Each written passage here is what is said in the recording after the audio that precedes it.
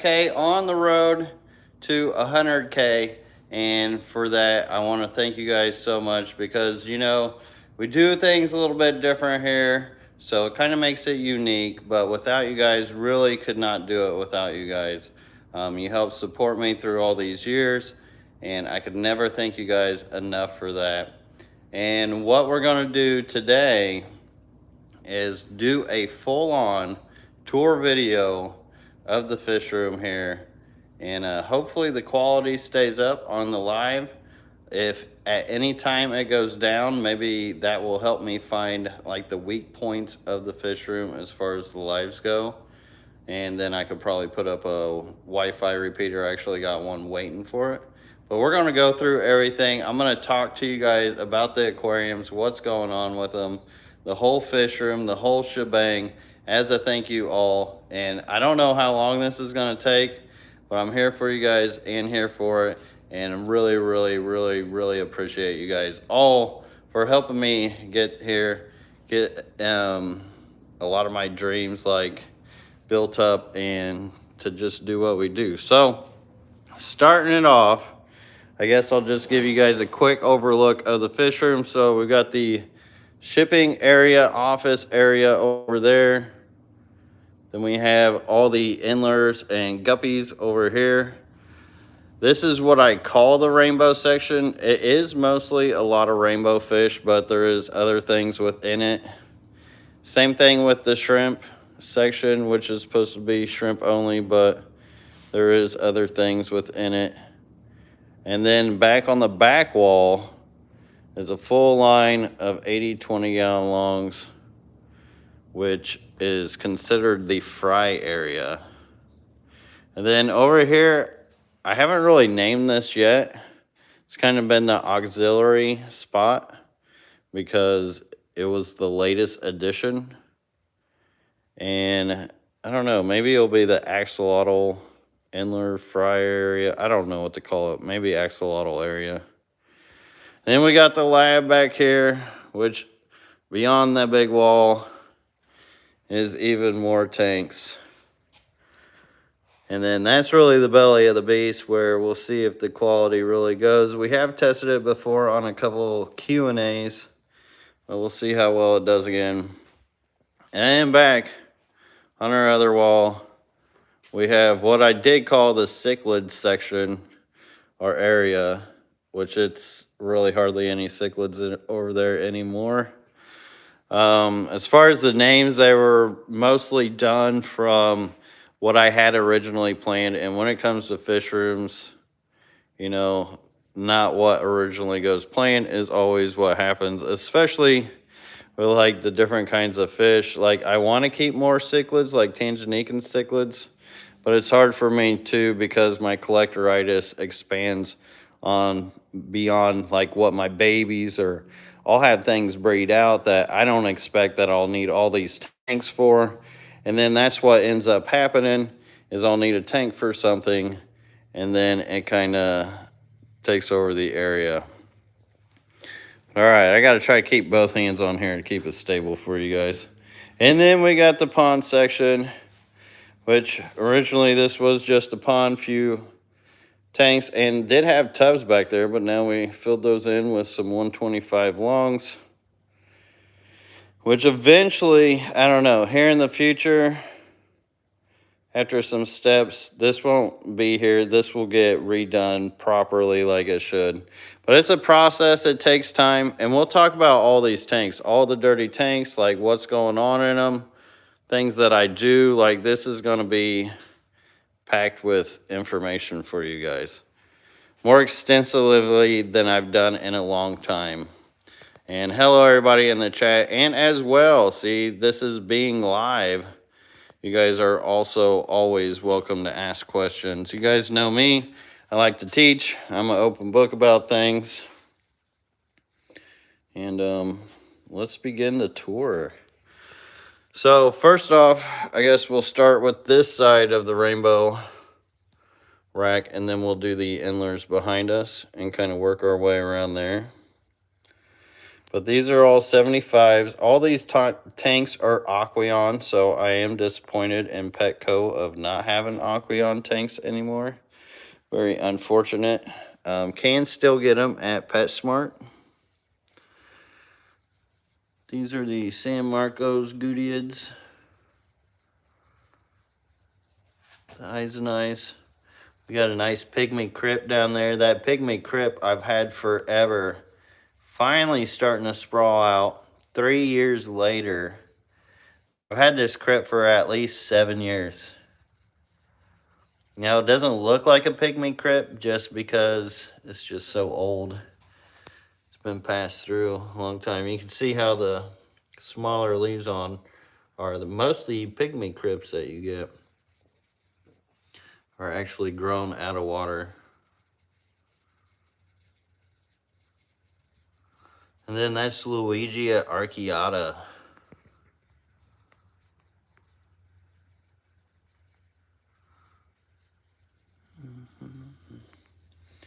And then up above it, we've got the Melanitania synergos.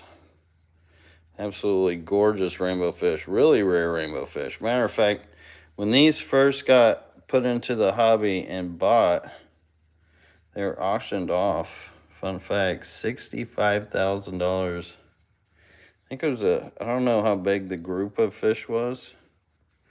There's information online about them. I guess the company bought the fish. And I don't really know why. There's a big long story. I didn't take time to really remember it, to be honest. But it was kind of neat. I saw the headline. I was like, okay, that's cool. But then I had other things to do. Nuri crypt. Huge amount of Nuri crypt. Now, there is a bunch of algae in here. And especially with these crypts, I really don't worry about it because it's so easy to clean the algae from them. And sometimes it actually makes a nice blanket for them to grow under. And they do like, well, you can see this Luigia arcuata that I have in here as well. Big reason why I have other plants in with these crypts is for the main fact that if the tank isn't full of crypts, it's hard for the crypts to suck up all the nutrients that is in the aquarium that the algae eats off of. So then I have to kind of put faster growers in there to battle it, which I tend to do a lot with guppy grass. And that brings me to the next tank. Although, let me see it before I get on to here. If there's any babies. I'm not seeing any. There actually is one way out in the back, but I don't know if we're going to be able to pick that up on live. I gotta scoop those up. They've been having babies a lot. So I have the Dalmatian mollies. They're in there somewhere. I have already fed everybody, but this is nothing but guppy grass.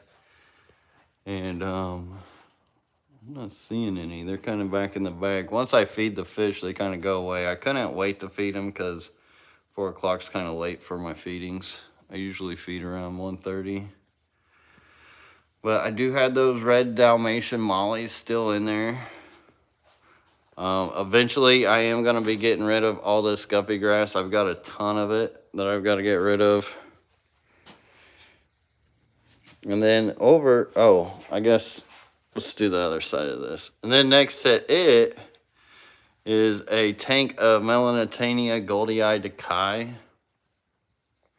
It's got a little subwasser tang in there. And then above, there's a ton of house plants, but we'll have to get Lady LRV to do that or something some other time because that's not really my expertise at all. Like, I know some of them, but I don't know nearly all of them at all. But I do know these rainbow fish. These things are lookers.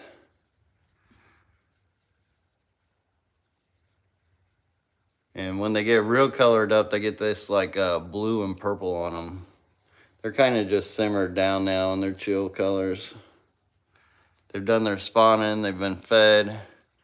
The pennywort up there is just going bonkers. You can see how it's just been growing over the years and time to where most of it stays, the leaves stay up towards the top, and all the stalk and everything else actually stays low. But it's cool because it creates like this little territory of, you know, places to run through, hide, especially for fry.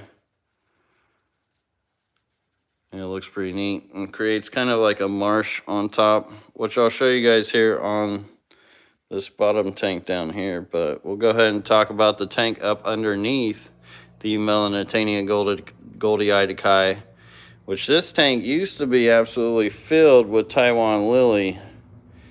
And then it got to a point where there was just so much of it that it became this huge algae mess and mat. Like, the algae took over because the plants really didn't have anywhere else to grow. But for me, this is like nature's world's biggest spawning mop. So in the last like 3 weeks, I just moved these guys a few days ago, maybe a week ago. They were down here. So these guys were spawning all over this tank. So I wanted to do that before I reset it. And I do that a lot with my aquariums. So they may not always look pretty all the time, but it's a process as I go through it, because after these rainbow fish grow up, maybe the school will be big enough to help eat up a lot of the algae, but then the microorganisms that algae and everything else holds within the aquarium all becomes food source. So as these guys grow out and get bigger, then I'll sell them out. Then I'll reset the tank probably. Or I'll just keep using it as a major big spawning mop. So there's reasons for my aquariums to look like they do. This is probably the most quietest, most peaceful fish room. It's really different as far as how anybody else does it. But for you guys who have been following me, you guys are the ones that do understand it and have been learning about it. And I really appreciate that, because it gets misunderstood a lot. A lot of people are like, what's he even doing over here? Or they just don't even give it the time to understand it. So I appreciate you guys once again all for subscribing and hitting the like button. For you guys, please hit the like button. I don't normally beg, but hey, we gotta let YouTube know that this is good stuff. Bacopa monii up at the top there. You can see with these little leaves. Pretty neat plant. Loves to grow on the top of the water, a lot more than under the water. Brazilian pennywort. There's some reishi and spiderweb. There's actually a ton of little babies here. Yeah, see a little tiny baby. There's more. Another one. More babies. This is my Chilnothernia Pagai Village tank. These guys are absolutely amazing. It's really cool to watch them eat from the top when I feed them. I do got a short that'll be coming out showing you guys, but when they all come out all colored up and really hitting that food, it's really neat looking. But they've got pretty much all open space up underneath them with a marsh covering them, so you know they feel really protected in this space and lots of swimming area. This started with a pair. They actually ended up community breeding out into a group that you see now. And this was one of the first tanks I actually put up on a rack. Actually was the first tank that I put up on a rack from after the move from Indianapolis, where we had hundreds of aquariums as well. And let me know how the quality of the video is doing, especially with me drawing back here towards the back end.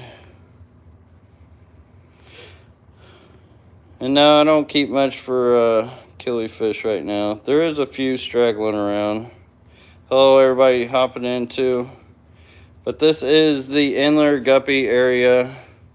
It's mostly Endlers on this side, and then on the other side, we have a lot of guppies. But it's all, you know, things end up in different tanks that you may not expect because you just had to have that fish. Leopardo says, what's up, Lucas? Congratulations on the 75K. Thank you so much. You know, I was surprised how many people did not even mention it, and I appreciate you mentioning it. And your question says, do you still use dechlorinated on top of having the micron carbon block? So if I had a carbon block, I would not use the dechlor. And also, will you be having any of the king yamas available soon? There'll be a little while. It's still cold here. We've got a really cold forecast this week, so I'm not going to be moving them in the cold because they're kind of in a different hibernation state that I don't really want to mess them with. These guys, especially you guys who have been following me for a long time, may know what these are. These are absolutely looking stunning. These are the rainbow tiger endlers. Look at those. Aren't those sick? Those are crazy. And I guess we could show the utility room too as we go through for sure. We'll show it all. CR2 Custom says, will you be getting a true line of Japanese blue endlers? They have become so hard to find. Most not pure anymore. That's unfortunate to hear. I used to keep them for the longest time, provided them for the longest time, to the point where I felt like I didn't have to anymore. These are purple mosaic guppies. Come on up, buddies. You got a little ratio with them, a little guppy grass. This is all sand from my yard. But the unfortunate thing about getting new strains of fish is just having tanks and space for them. This guy would get in front of the light, especially when the light's off, and you can see his reflection. He's just amazing, absolutely amazing. He's not going to show off for us now. And then these are more of the rainbow tiger endlers. Focus. And I didn't get a chance to clean all the tank glass. I haven't cleaned tank glass for quite some time on a lot of these. More rainbow tiger endlers. Then over here we got the blue star endlers. Also rock from my yard. Got the Indiana or Florida limestone. Come on, try and get some males in here. Let me just go in there. Focus, focus. Let me try to put my hand in front of it. There we go.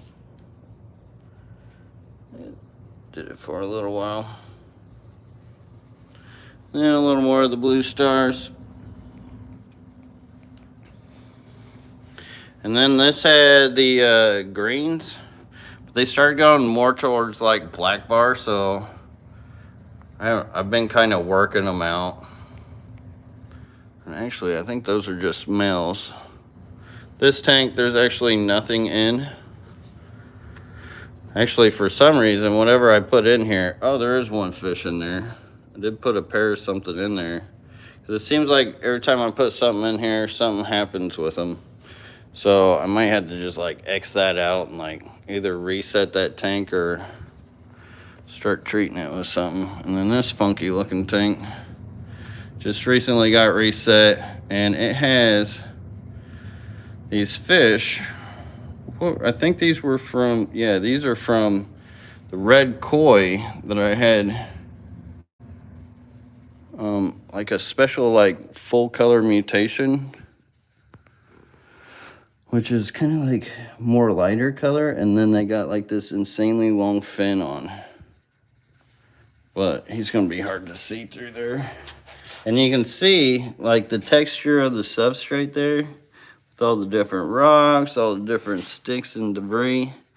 This is yard sand that I didn't really filter out much as far as getting the little bits out. And it actually looks super natural. And then this line of red koi, they're absolutely prolific. They breed like bonkers. We got a little Phoenix crip in there with some pearlweed, some wassertang. Then next to them, what are you guys? Oh, you guys are you guys are the rest of the greens. So these are the rest of those green Endlers. So it's a black bar Endler, but mostly bred out for the green color morph to have that more green on the body. Unfortunately, although I do keep a lot of Endlers and guppies, these are kept more towards the softer side. So some lines are more prolific than others, and that can happen hard water or soft water. But it is a bit more challenging when I've got slightly more acidic water for Endlers and guppies compared to just like absolutely hard water. These are the El Silverados. These are the ones that I've been stacking deep and selling cheap. Put them real cheap on the website right now. And they've been going too, because I've just got them so cheap. And then these are double split tails, kind of like the Japanese blues, but got a lot more of that orange into them. And these guys just seem to be male heavy always, to where I think there is a female in there. I know she's probably tired and hiding back there somewhere. You can see like that line's just hanging on by one female. And unfortunately, I think the fact that all these fish aren't fighting against a filter, the one drawback from that is that they have a lot more energy to be predative. And you can see I've already fed them, and they're acting like they've never been fed in their lives. And thank you everybody coming in to say hello and congrats on the 75K. I really appreciate that. Thank you guys. And this is also Rainbow Tiger Endler line. But you can see where it's kind of been trying to throw a more wild type in. So I've kind of got this mixed line of Rainbow Tiger Endlers. And then another one of the Rainbow Tiger Endlers, which was kind of like an in-between of these that I was messing with. Because I was trying to like do the 2.0s, which technically those down there that I showed you guys first, these super awesome ones, these are pretty much, these are the 2.0s. Like, look at that. That is insane. Come on, focus on that guy. That dude is nuts with that blue and that black and those spots. Kind of spotty for a tiger, I guess. But they do still have like the tiger striping more towards like the back end of the tail. These things are sick. But that's the kind of stuff I love to do. And kind of stuff that I hope to get more time doing. Oh wait, I skipped this tank. These are all mostly 20 longs. This is a 10-gallon here, just due to the fact I've got my heating and air back here. But these are split tails. Be hard to see because I ain't cleaned this glass since 1983.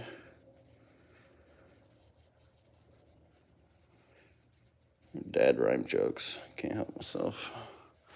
More split tails. I think some of these have like the Gingaruba blood as well. I think that's what originally they were supposed to be. And then, yeah, here's one that looks like more of the Gingarubas. But then a bunch of other stuff started coming through. So I haven't really sold many of those. I do have the split tails on the website though. And I just call them split tails. And then this was like a red scarlet. And then there's El Tigres in there. And then some of the split tails in there. Looks, you got the Gingaruba blood in there. So this is kind of like a mixed hodgepodge. See the Il Tigre blood type. And then these are supposed to be the Santa Maries, I believe. Focus. Focus. Don't be scared, guys. Come back. And then next to them, we got the purple mosaic guppies. And that one's kind of got red in them. So I've had to work on these guys quite a bit. And they've been so slow breeding. It's been a pain. I got more of them over here. The line's absolutely gorgeous. But between the predation and the breeding, especially when females get that big, it's been kind of a pain. And with it being cold outside, I can't really put them outside. That and with the dragonfly. But thankfully, we got that all fixed here for next season. That one is empty. It actually was part of those when I was dividing them up, trying to get better lineage to get more and make sure that that doesn't come through. Which that doesn't come through hardly ever. It's just, it does once in a while. All right, more plants up there. Now we'll get on to this other end. Thanks for the congrats. I really appreciate that. Thank you, guys. We just lost our local shop, Tropics in Slow, California. Such a bummer. They were the coolest shop in town. Would a shrimp colony do okay with a couple Placos and mollies in a 30-gallon? Those shrimp are definitely going to be struggling for their lives every day with those mollies. The Placos, not so much, but the mollies, yeah. And sorry to hear that about your local store. It sucks. Go find you a club, though. I think there's a club around there. Here we got the Dalmatian guppies, which they really need undoing of their guppy grass so they would breed more. Because when that guppy grass gets to be too much, I have learned that the guppies don't breed as much. They actually prefer it to be almost wide open spaces. But it's actually hard for me to do because one of my favorite plants in here, which I absolutely love, ferns, is using that guppy grass as a substrate. So it's been throwing all kinds of babies off the top of it. And it's like, oh, I gotta take that to take that. And you know, as a business, I should probably not even think about it, but God, I'm a hobbyist too, so it's hard to pick one over the other. A lot of this is just making decisions. And then these were, what were these? The blood dragon, I think, guppies. The line's kind of wild as far as like what it throws. But you see the females as far as the pattern. So I haven't actually ever offered these. I just kind of grow these out. I should probably offer them more. I will take them to the club every once in a while. And then I got pingus in here. There's a female coming up to say hi. She's got a little color on her. See if we get one of the boys over here. The boys in the back, he don't want no part of it, but they're the ones that are lookers. Maybe we'll find one over here in the tank next to them. We get it to focus. There's one coming. So they got like this like blue, kind of pink, kind of yellow. See the blue and then the pink and then the yellow and the teal. Which pink is really rare as far as guppy traits. These guys have been breeding, but they've just been so predative. Always hungry. You see, I need to really clean the outside of my tanks too. It's actually been over a year since I've done that. Ooh, get to put my arms down for a moment. Then we got the pingu guppies in here. That one's trying to eat the glass, literally. Like, literally fed you guys. I don't know. There's only so many of you guys in here. How did you guys even eat all that food? You see young babies up there. Slowly, surely breeding. Have I had any issues with the purple mosaic guppies throwing purple tail females and stayed grass type females? Mine almost always throw purple tails. Yeah, for the most part, mine always throw the purple tails as far as the females. I don't really see it in the females as much as I did the males. These are the red snake skins.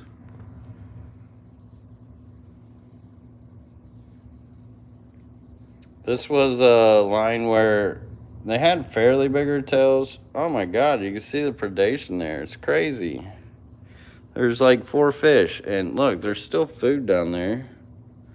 They could go eat that. There's food over there. That's why top plants are actually really good for these guppies and endlers. Almost would be best if I did mostly just top plants. Now that I think about it, I'm walking through with you guys. So thanks for helping me with that. Sometimes it takes teamwork to make the dream work. These are the white lace guppies. See that poor guy's been getting picked on by all these females, which this line had been booming.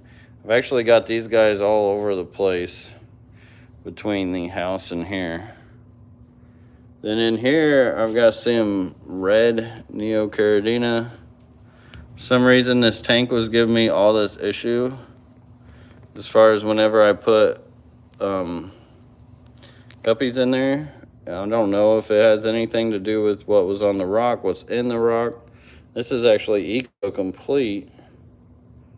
I don't know if they were scratching themselves on it or would like eat off of it, and it would probably cause wounds, and which I have them in other tanks, but it all depends on like how the fish act towards it. So I don't know, but either way, the fire reds have been going bonkers in it. A little bit of Bucephalandra. I have those scattered here and there. Such a slow grower, especially if you're not doing water changes. And then underneath there, we got a Pingio pair that I was trying to pair off. I don't know if I'm seeing the female though. And a lot of this stuff needs organized again too. As far as like, since there's no female there, I need to fix that into something that will be more functionable. A lot of these tanks go through their phases. These are the white lace guppies. Really, ooh, about took out that light with my butt. Oh God, never mind, forget that. My niece said no. White lace guppies, which this light is not doing them justice at all. Because having a light behind them really doesn't show their color as if the light was in front of them. We'll actually see these guys later down in a tank that would show more of that for you guys. Yeah, right? I don't know why. Actually, let me get this. We're going to be getting low to break out the old blackjack. Oh, that's much better. Yeah, I think I'm top heavy. These are more of the red snakes here. Guppies. Focus. There we go. Lots of males showing off there. God, that is like all males now, ain't it? Boys had taken over that tank. Sheesh. And then what's over here? All the females? Looks like all the females. And that's how it goes sometimes. Some people will be like, temperature does this, temperature does that, but sometimes it's just how it'll roll out. So there's actually a lot more females in here, which I should probably just take all these males, probably sell a few, and move a few. And then up underneath here, nice little Bucephalandra. What kind it is, I don't know. I have no clue. Oh, these were the blue guppies. This was like these two were like a basic blue guppy line that I got at the club that, you know, it wasn't the strongest line, but they did look pretty good. And now it looks like they are just all females. Oh my God. The whole tank is nothing but females. Same with this tank. So I might have oversold, I think I might have oversold these now that I remember. There's one of the blue males. Now you'd think that he would be just like, they'd have babies everywhere. He would be king of the roost. And they would make themselves back, but those females, there's just way too many. Way too many. Then these are the red dragons I showed you guys above. This is actually a nicer group that I was hoping would breed out. But he actually might have too many females too. Should probably not put as many females with them. This is a nice trio. And then there's nothing over there. So that does it for the guppy Endler section. I wish I could zoom or like click out, but I can't. Wish in one hand, huh? That does it for this hallway, right? Female intimidation. You know, not bad all the time, but sometimes when you get ganged up on it, that's when the problems happen. Then we got the utility room. This is where all the water comes in. So we got a shallow well, really the worst water ever. I know it's kind of dark in here, but we've got a sediment filter that catches all the like bigger debris, and I'll get leaves and stuff that actually come through here through my shallow well. I don't know how, but it does. And then we got a black carbon filter, the micron filter that will that carbon, it will take out like dechlorination, heavy metals, certain things, and it's just even good for your plants.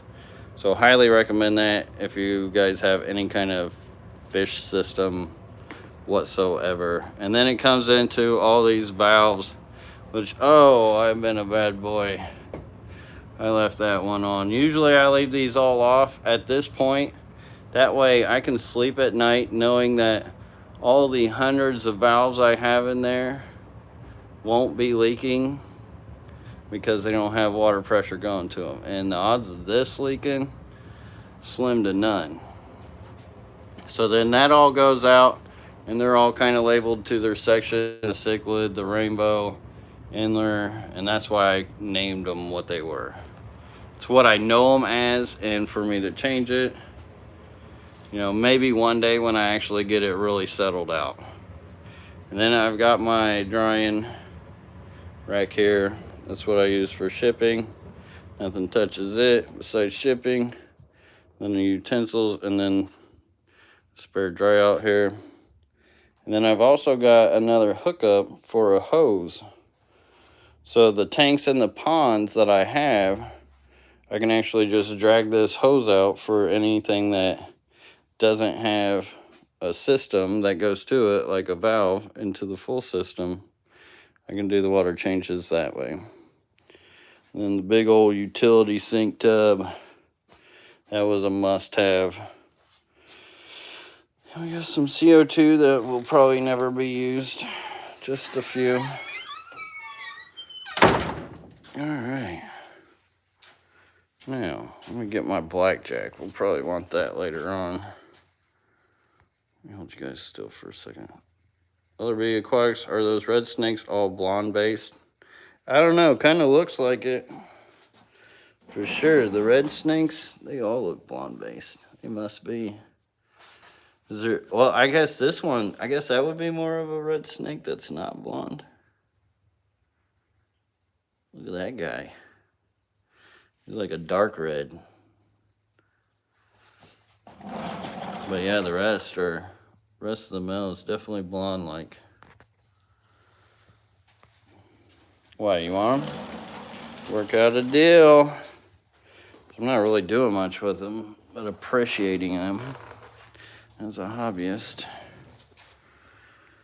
Okay. Let me get in the chat here for a second, settle the camera down. I used to be so good about not being shaky on lives, but Not as young as I used to be, I guess. I try not to think about that. Can't let the old man in. Aqua Stranger says, how is the Brazilian pennywort doing? It's doing grand. So between this tank, that tank up there, and then this 125 gallon over here, I've got a ton of it. Absolute ton of it right now. Sometimes, you know, it'll go out of stock because it's kind of a popular plant. But this is my tank of Cernurgos and Sagittaria. Now this is like a thinner Sagittaria. I have like thicker Sagittaria and thinner Sagittaria. I actually don't know the difference of it. And good to see all you guys in the chat there. Thank you guys for the congrats. And don't forget to hit that like button too. It would be much appreciated if you feel enthralled. Let that old finger click that button, in case you forgot. But these are more of the Melanitania Cernurgos. These guys were super hungry today. Now they're being all skittish. These guys, I absolutely love this tank because at my desk here, it's one of the tanks that I can kind of see where I'm sitting. And these guys are always up in this part of the glass. I don't know if it's because they can see me. But you can see where they rub the little sand spot where they're always hanging out. See the guy right in the middle. We see you, dude. There's a little bit of crypts in there. But yeah, this tank is absolutely gorgeous with all that Sagittaria in it.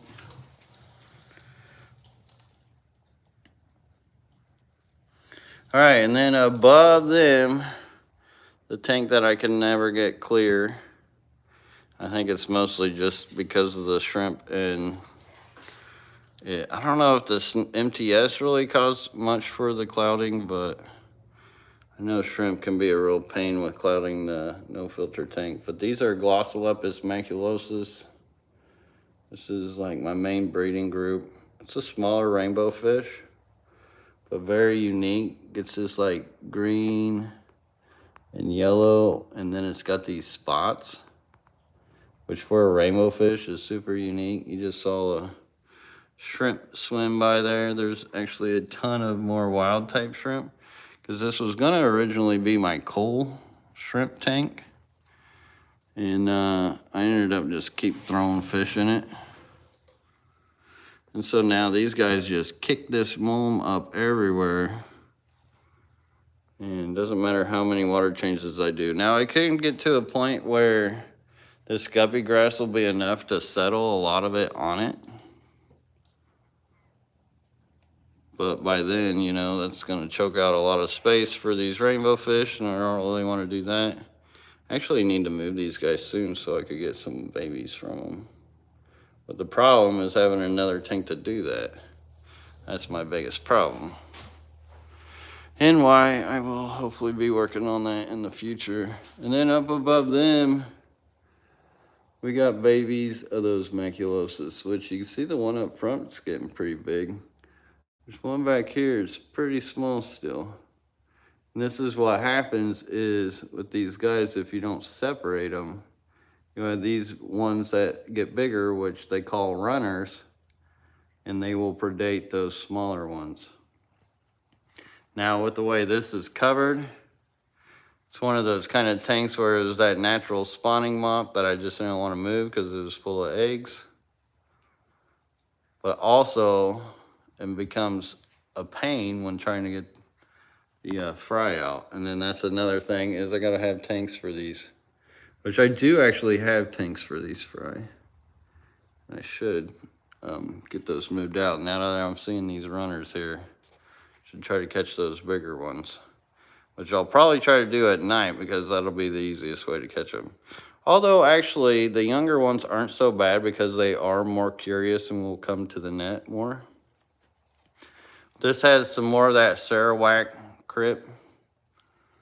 That rare belated crypt, and then a ton of Java moss. There's probably plants up underneath that as well. And then over to the other end here. I guess we'll just start from the top. This tank has baby axolotls in it. So it did have these albino rainbow tiger Endlers I was trying to breed out and work on, but it was just not happening, unfortunately. If I could zoom in, but that's actually, oh, you guys saw it move, didn't you? That was the baby axolotl. Tiny little guy.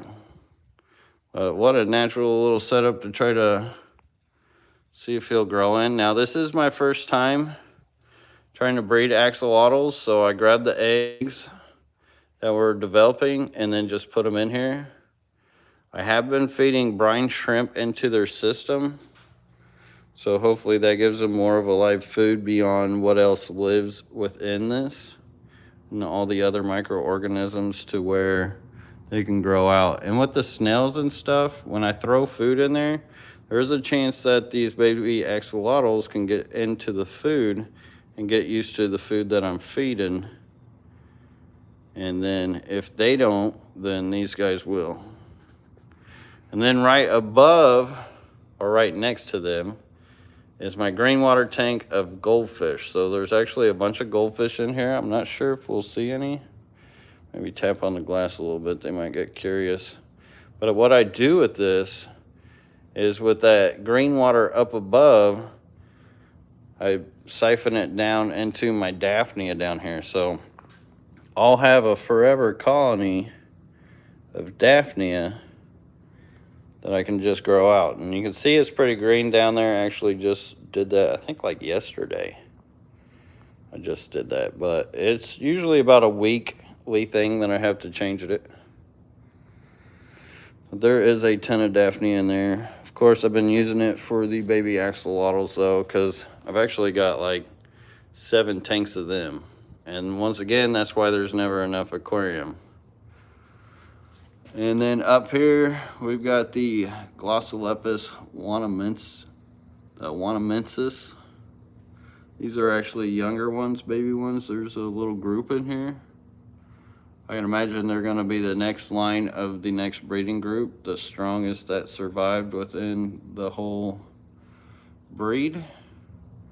If that's what you're trying to get for the next breeding, that's the way I like to do it, because you get the better genes that way. And then you start separating out all the rest as you breed down when you can get more and more. And then we got Melanitania Cato River, and this is actually tiger vow within here, which the Melanitania Cato River is another rainbow fish. Same thing, or no, I think, what is this? This is regular vow. No, it has some tiger in it. Yeah, no, this is tiger vow. Sometimes the tiger striping on the vow scenario be real predominant, sometimes it's not. And then this one's actually empty, waiting on what to put in it. And you see I get a lot of light down there as well. I wanted to try these and not paint the back just so I could see them from the other side, because you can actually see them from the other side of this rack. And everything was perspectively done from this seat, because I mean, this is where I spend most of my time, is over here. So when I look at my fish room, this was like the main perspective. So if you see through there, you actually see the tanks through there. See it up on that side. If it would let me zoom in, that would be nice. So no, currently I'm not selling any axolotls right now. I am just messing around with them. So my axolotls, it's 75 in here. I've never had any issues with the temps. I feel like the chiller, all that is just made up. Not feel like, I've kept these guys for long enough, and they're got them breeding, you know. And we'll look at them. They're back here later, the adults. And I've been showing you guys for a long time how it's a misconception of what they teach about axolotls, but most people don't believe me. Oh, whatever. Do I have a permanent quarantine hospital tank set up? I do. It's actually in the house. So another thing I plan on doing here in the near future is to do an updated live outside in the house and show you guys all that. We have to do it separately because just the quality. I've got to stay on the Wi-Fi here in the barn, and then just the services to get proper quality. I've got to switch where I'm connected. These are more of the red koi guppies, where I'm kind of breeding for certain attributes. These are more for like the solid line. This one's more for like this ranchu type head that they get. It's kind of a deformity, but, or not a ranchu, but a oranda head. Kind of like a goldfish gets. This one's empty. So those two are ready to breed. I actually need to just move these guys out, get this back to rainbow fish where it needs to be, what mostly a lot of it is. And then I've got a little Arutu factory going here.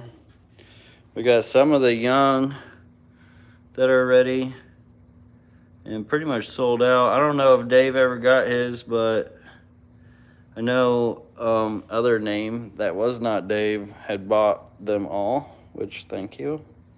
But I did put a few more on there if Dave's in here.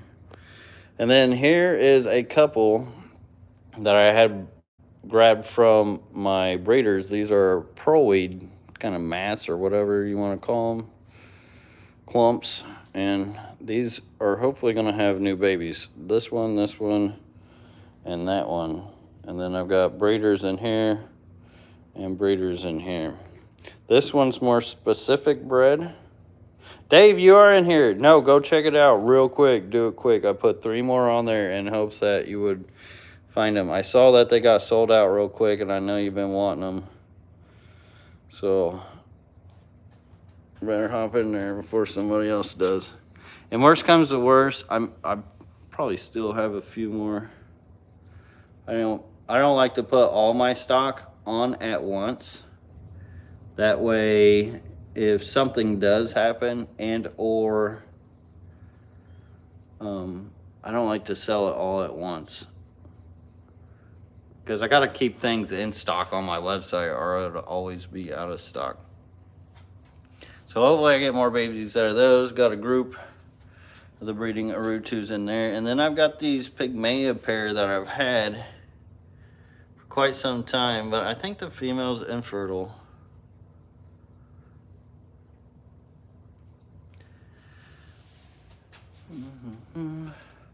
Because I've been trying to breed them for the longest time, and she actually had swim bladder issue at one point, to where, you know, they start doing that 45-degree swim and you're like, oh, will they ever make it? And I never did anything for her, but she still is around, and they've always been a couple, so I keep them around, but they never breed. And even if they bred, I probably shouldn't be selling them anyway. But I do need to get another group of these, because look at how beautiful that guy is. And that would be one of those things where I'd breed them out, then I would see how well the stock was before I'd even ever offer them. And that's what I do with a lot of my tanks, and you guys will see I have a lot of stuff too that I don't offer, and it's mostly because of how it doesn't breed out. If it doesn't breed out good, like I would want it to breed out, I won't sell them. And then this one is actually empty. This is where the Glossolepis dorati was. And look at the back there with that Brazilian pennywort coming over at the other end of the 74.5 back there. Look how big some of those leaves are. Absolutely huge. Mr. Matthew, thank you so much for that support and tip with the $10 super chat. Appreciate that, dude. First one this whole live. Thank you, Mr. Matthews. And then in here was that Millennium Orange albino rainbow fish. You guys will see him later. He actually got beat up by the dorati, and in the last tank he was in, and then now he's in another tank. And then next to them, we've got these Synergos, which this is the red metallic crypt. Where are they? Okay, there's some younger ones in there. Now there should be a breeding group in here. There's still gotta be, I'm guessing. It's usually been a while since I looked down in here. We got babies in there. It's just they hide easy in that crypt. It's the only problem with rainbows and crypts. It's not a good combination if you want to find them or catch them. Then in here I've got a breeding group of dwarf neon rainbow fish, which I haven't been as good at collecting the babies as I should. Look at that little nano Anubias mound going. Still says sold out. Well, I did get all those problems that were wrong with the website that you guys mentioned figured out. Not seeing any babies up top. This actually used to be full of Bacopa moneri. I've slowly picked it all out to where you guys can still see like the dirt it was creating on the rim from when it was just a massive plants being there. Dave, I'm gonna get you them Aru 2s. So send me an email. We'll have to time it right or something. I didn't get a notification for them being sold. Should be 3 pair in there for you. This is a Phoenix crypt with the yellow Neocaridina. And these are more gold line back based. Absolutely massive of crypts. But once again, it's a tank full of crypts in my rainbow section, which I probably shouldn't have done. And that's a Daphnia tank we were looking at earlier that gets fed by that tank. And these were where the pygmies were. It's got some Taiwan lily. So, excuse me, I am still holding onto that. Now, this also does show this plant. Let's see if I get it to focus. There's this like really thin leaf plant down here, which I guess that's actually a predative plant and can be carnivorous. And that actually came from my yard dirt because like birds plopping seeds down. So I do try to pull that stuff out. Now, I don't think that's the main reason why I'm not seeing babies from those pygmies, but it definitely doesn't help. I'm pretty sure she's just infertile. And then over here, we've got the Synergos, more of the Synergos growing out. So I'll have a few of those to offer here in the future. Again, pearlweed. You see pearlweed all over the place. And that covers it for the rainbows. So we've done that. Yeah, it's a carnivorous plant. It's a real pain in my butt. But it's natural. It comes with free substrate. So what am I going to do? I don't even have my upper light on. Let me go turn that on real quick. Because it's supposed to be on for Lady LRB's plants.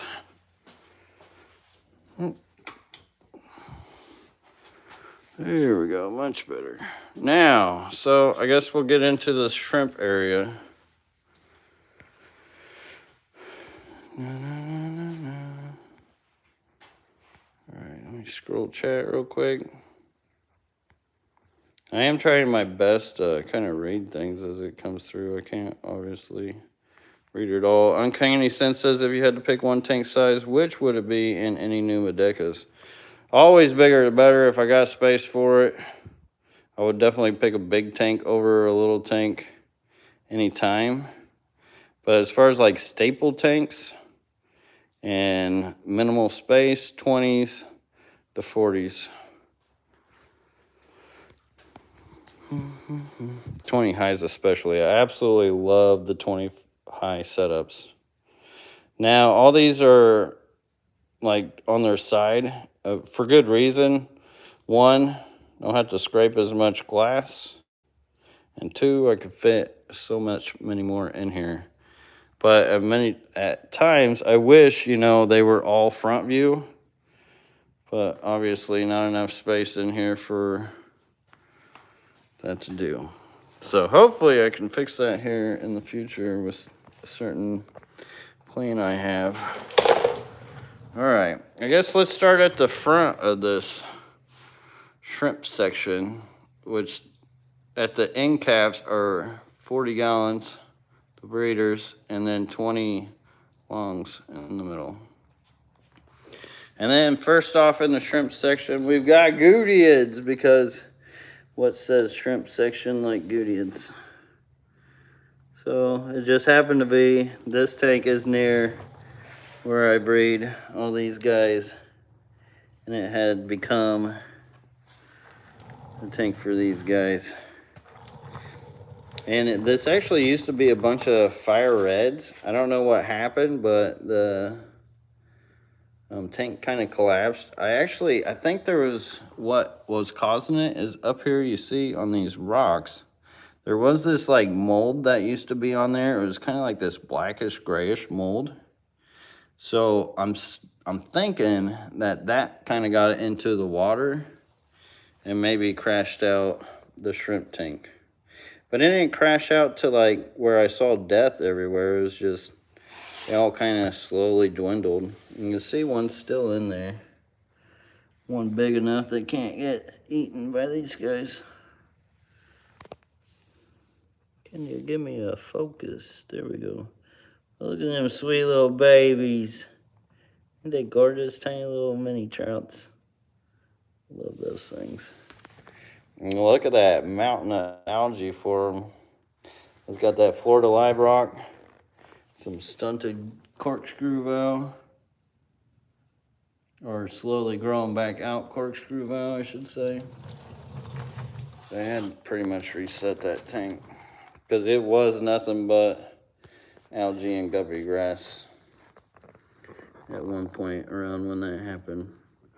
And then this is my crystal bee tank, which right now there's a wild phenomenon. You can't see it as much, but it's got like this oxidized iron kind of reddish look. It was actually just grouped out to where there's all this like red kind of water stuff.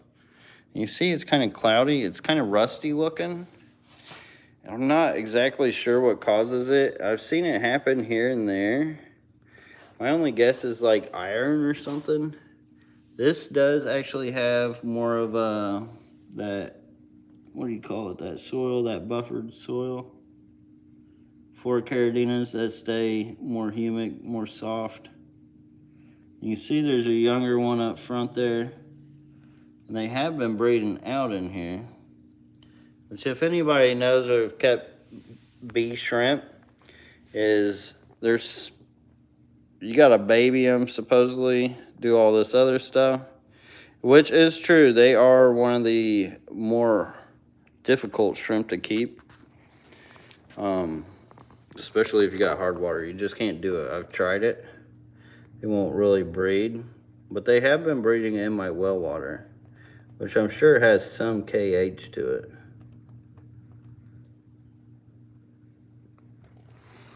And yeah, it's just kind of wild. I think the biggest reason why these guys aren't bred out as much is just for the pure fact that I don't keep it cold enough. It stays too warm in here. But that whole carpet is glossolepis, or the whole carpet is, what is that, Marcellia minuta. Look how that's been growing out. And then this is my next real rare crypt that I will release to you guys at some point, that I've been keeping for a long, long time. This crypt actually came from the old house in Indiana 3-4 years ago, almost 4 years ago, I think. And for some reason it was a real pain to get going into a tank. I actually was traveling it between other tanks, and you crypt keepers know you shouldn't move crypts around a lot. But like, there'd be a reason why I would struggle in this tank or that tank and another tank. And now I finally got it in a tank to where it's not getting eaten on and it's getting the light, and I think this substrate also helps with it for sure. You do need to get in there and kind of like twirl that algae out, and that'll make it look a lot nicer. We do got some bulbitis in here too. That's what those guys are hanging on. A little bit of Riccia. Then up above them, we got the Luigi arcuata. I actually got driftwood in this one still, because it was meant to be more of a bee tank. It's actually kind of escaped a little bit. We got the purple mosaic. I had picked out the best trio here. That light is washing out his color really bad. But absolutely one of my favorite stem plants, the Luigi arcuata. Super easy to keep. It can handle all my abuses. We got the blue dreams here. Just gotta get that chunk of algae out, and then ton of crypt, Sarawak, Velosa crypt. You can see this stuff's all nice and clean. Look at the roots on that and the fronds. Thick. And the blue dreams.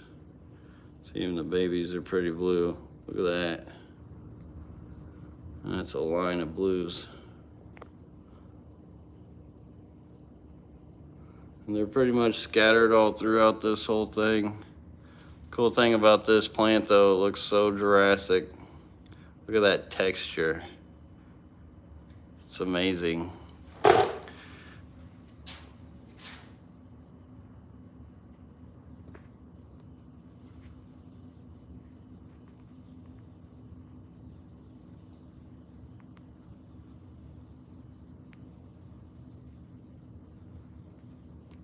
Actually, this channel has an average of 98% like ratio, if not more.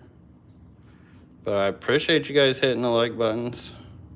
Oh, you're talking about as they come in. Oh, for sure. Gotta hit them likes, guys. Let them know I'm doing something over here. And then this tank is supposed to be for my orange neocaridinus, which I recently got a line of, and seller swears it's a true line, so we're gonna breed them out and see what they do. I haven't had an orange line in a long time, so time to add that. And then the tank next to them full of the corkscrew valve and Riccia doesn't have anything in it. Wet Floors in Aquarium says, I recently started a channel.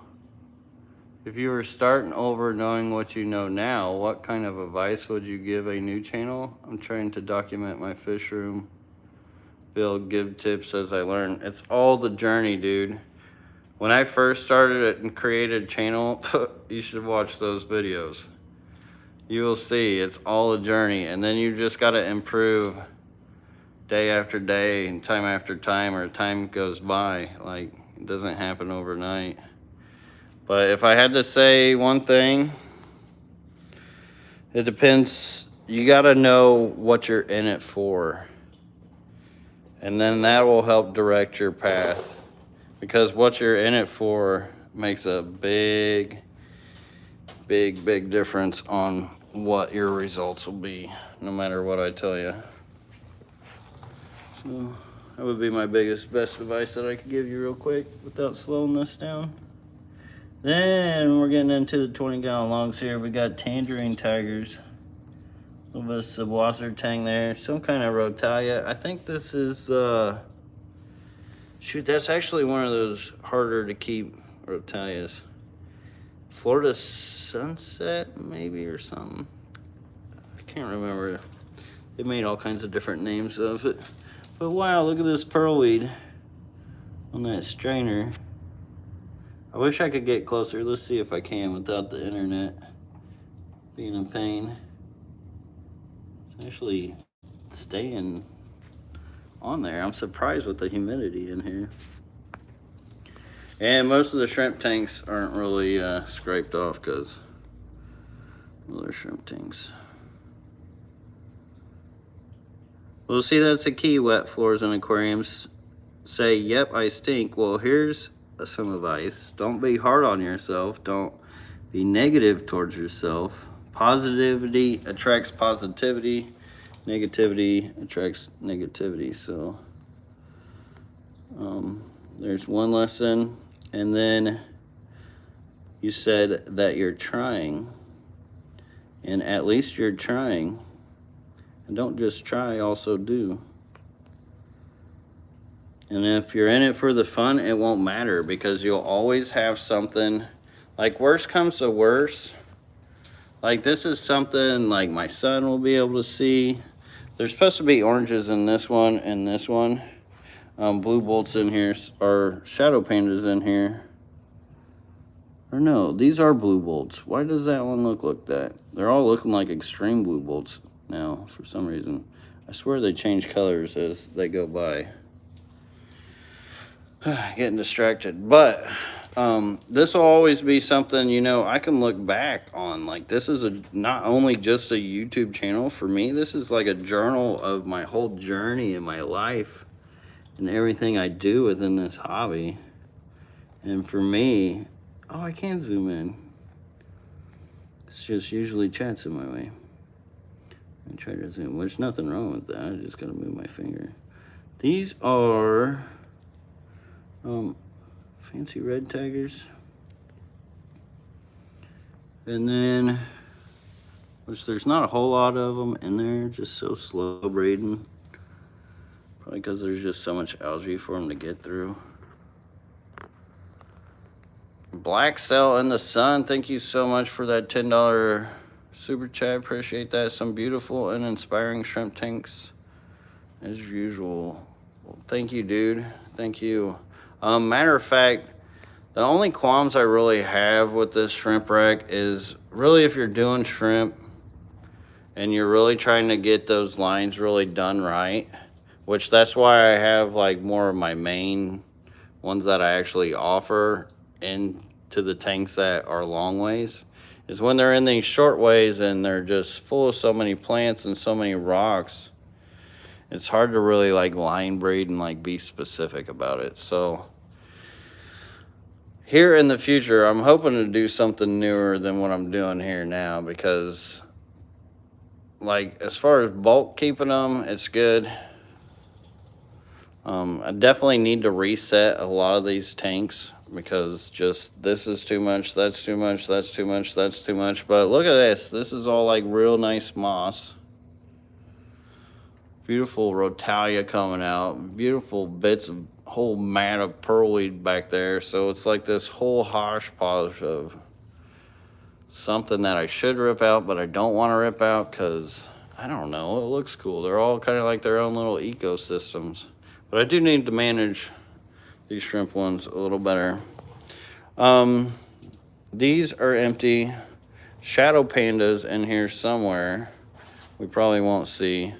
These we will see, the red neocardinas. And you see as they go back, like they're everywhere back there. For like certain lines of shrimp, this works real well for, like these yellow caridina king kongs. Like they're absolutely everywhere.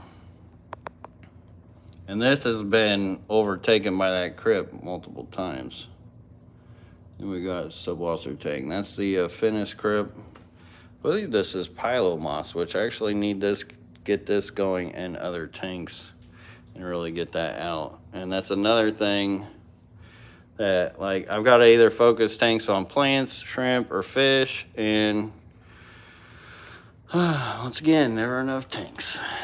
Ooh, the side view is cool, especially with the blue dream swimming. That's pretty neat. Then here I've got some Endlers. I did have the albino tiger Endlers in there. I think this female is the female for those. And then I ended up putting one of these or I guess both of these males in here. I don't know where this guy came from. I think he grew up in here. We'll see what that kind of combination does over time, hopefully. Which with the algae and the pearlweed and stuff that goes back on here, actually works out well for these guys because it does give the babies places to get away from predation. And holy cow, Thomas Owl, thank you so much for the 2345, putting those numbers how I like them too. For some reason, when I look at the clock, it's always either 1, 2, 3 or 1, 2, 3, 4 or 3, 3, 3. Dude, I love when numbers hit those synchronicities. I appreciate that, bro. And always good seeing you in here, man. Thank you again for the support, amazing support through all this time. He's been here with us for a long, long time. And in here we've got, there's nothing in here. That just needs full reset. That's not even plants. Those plants I've done work through. Just need reset. Right now it's hard to do resets and things in the aquarium because I don't have hot water that comes through here that I could get warm water. So as long as it's not like freezing, I can run the water long enough to get the warm groundwater because the groundwater stays pretty warm. But it's been freezing and it's been hard to do that. So here in the next week, I can't really do much of that. But now that I have things built up, the enclosure, all that stuff, this is what I will be focusing on in the near future, is just getting a lot of this cleaned up and more presentable. But back here we've got snowball shrimp, and I've had these guys forever. I don't really sell them because people don't really buy them so much. And that, and with the food that I feed them with the Tetra tropical granules, they'll tend to get like orange looking, and I don't want to sell snowballs that are orange looking. This tank we can't even see through, full of Riccia, pearlweed at the top, but there's actually tangerine tiger tank. I think you can kind of see one there. Then over here, tangerine tiger tank.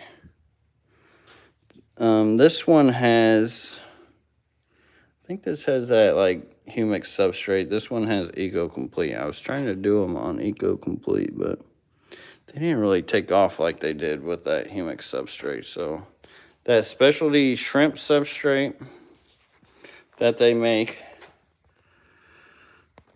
it looks like round balls. I'm not a big fan of the look of it because it just doesn't look natural, but when it comes to carotene of shrimp, it really is a big game changer on what results you'll get out of them. Oh, and then we got a whole fry rack here, which we'll get to that later. So there's a few straggler fish, mollies in these, but these are all mostly guppy grass. And eventually we'll be getting those cleared out and getting rid of that guppy grass and getting those moved to, I don't know what yet. And that's actually what I love, ooh, excuse me, right now, is with where I'm at in the fish room right now, is I will have space for new things to be coming in. I want to be sure about what I do with them and what I put in. And I got some auctions, club auctions coming up and swaps. And that's where I really look for my stuff as far as what I want to bring in.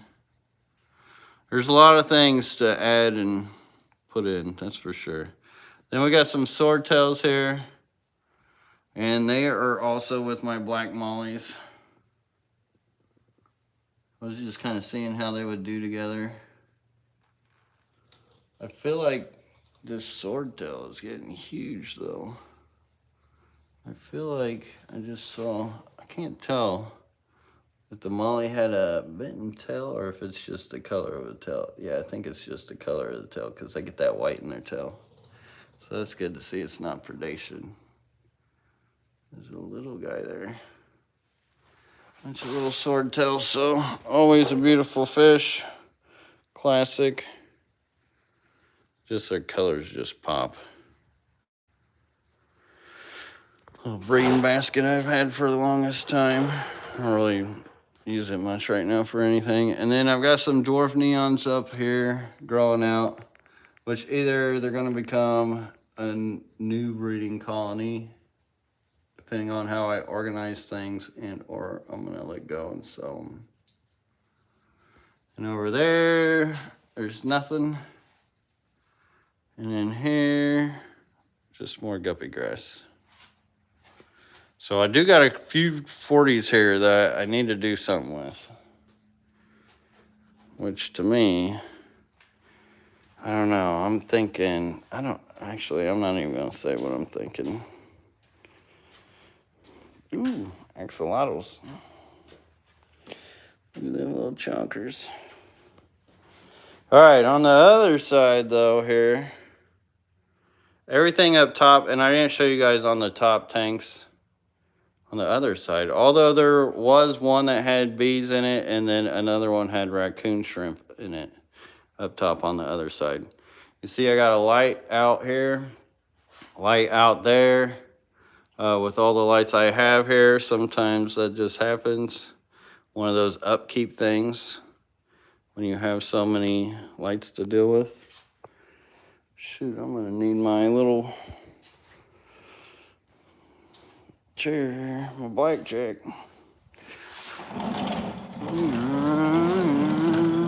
Well, thank you guys, I appreciate that. Love you guys. And once again, reminder, hit that like button. That would help. Blue dream, more blue dreams, lots of blue dreams. Nice solid line. Look how solid that is. It's gorgeous. And more blue dreams. Looks like these guys aren't doing as prolific, but it's really hard to tell because a lot of them will hang out back in those rocks. That's where they have most of their babies. And we got more blue dreams and Marcellia minuta.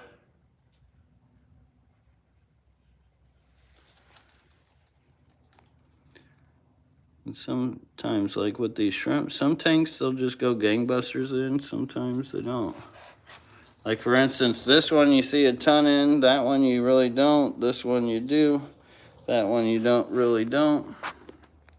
And you see the light difference with the Marcellia minuta too. So this tank isn't fully lit. It gets like half that light. This one is fully lit. That's a big difference. That one is growing out though, slowly but surely.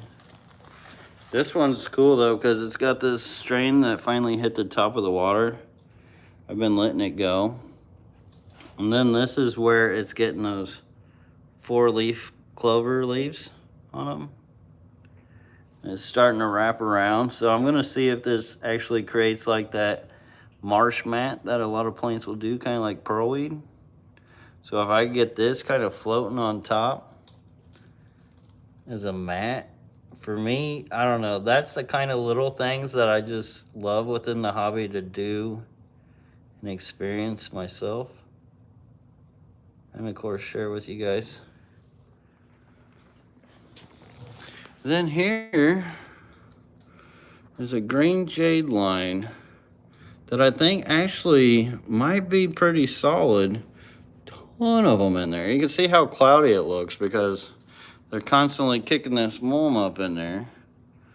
Same with like some of those other tanks, the shrimp tanks, because there's no filters. But the light's not on these good enough for me to really judge the line, but shoot, looking at it now, the green jade line might be pretty nice. It's just you can't really see the green unless the light's over them, and it barely has any light over it. Which it's got a ton of val growing in it. And that val, look how healthy that val is. It's just floating. I actually need to do something with those because there's becoming a lot in there. I don't know why planaria just popped into this tank out of nowhere, which was random. And you guys have seen all these shrimp tanks, no planaria, but this one for some reason now has planaria. Really don't know why, but this has like more of the clear culls that came from these green jades over here. And I think that I may have actually cleared out the culls to the point that like I don't really see those in there anymore. I've got a fizzit in there trying to hang on. You can see that one went more wild type. Nice Bucephalandra, some Neri crypt. What's the Neri? And how's that quality of the camera going out? Because I've got to have you guys tell me here and there. If it goes bad, let me know. Because I'm still testing out the extremities of my Wi-Fi. Here we got rabbit snails. I actually got a ton of rabbit snails growing out. I had recently turned this one into a breeding tank and this one into a breeding tank because they were just going too crazy in here. And they really started breeding. It took them a long time to really breed out, but they love to eat plants. I've also got the orange-eyed tiger shrimp, the blues and blondes. You see a bunch of the baby rabbit snails there. The shrimper on that filter thing in the middle. You see one kind of swimming there. Another line of blue dreams that was next to the rabbit snails. This one has some straggler shrimp in it that I actually need to catch. I should probably put some fish in there. I don't know. Because with these tanks being put on the side, like you really got to be committed to what shrimp you put in there, because trying to catch any shrimp out of there and then making sure there's no baby shrimp or other shrimp hiding to do something new, that's the tough part. You can see a big old rabbit snail climbing up there. Once again, those blues, oh my God. Maybe I have more than I thought. Maybe I should put more on the website. Because I know there wasn't many more on the website. You can actually see this algae here is starting to turn. So this tank was really full of this green algae. And it was really starting to consume the tank over. But now, with the water changes and what's in here, you can see where it's starting to die down. And these guys are going to eat off of it. Same with these tiny little seed shrimp. Same with those rabbit snails.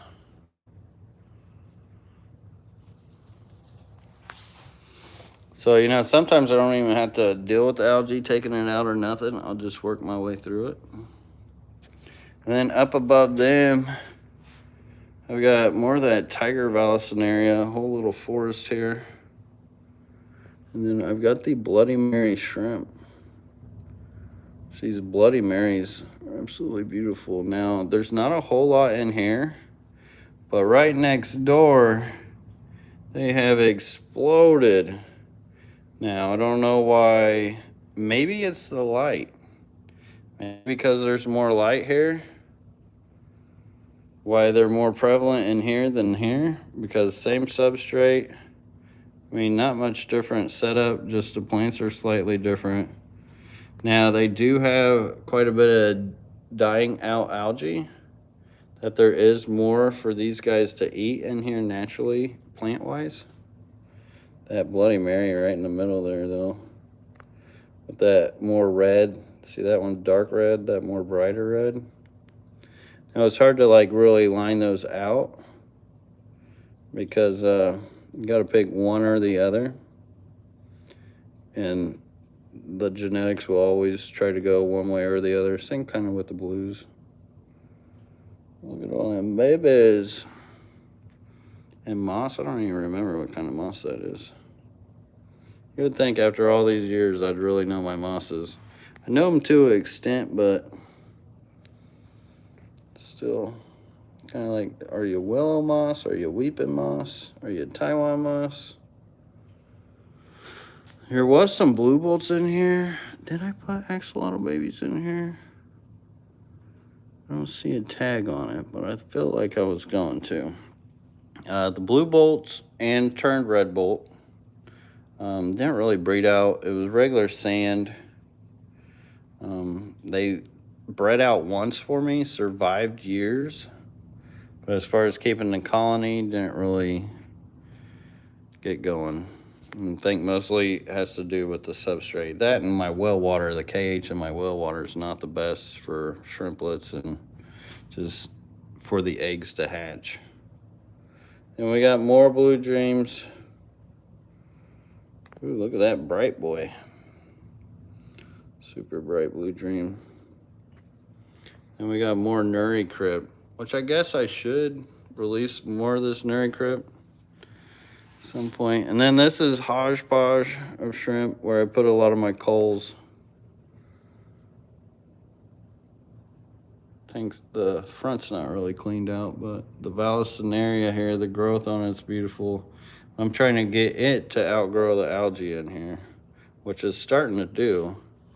So eventually I won't even have to pull that algae really, it's just the plant will take over. You can see it taking over on the side there.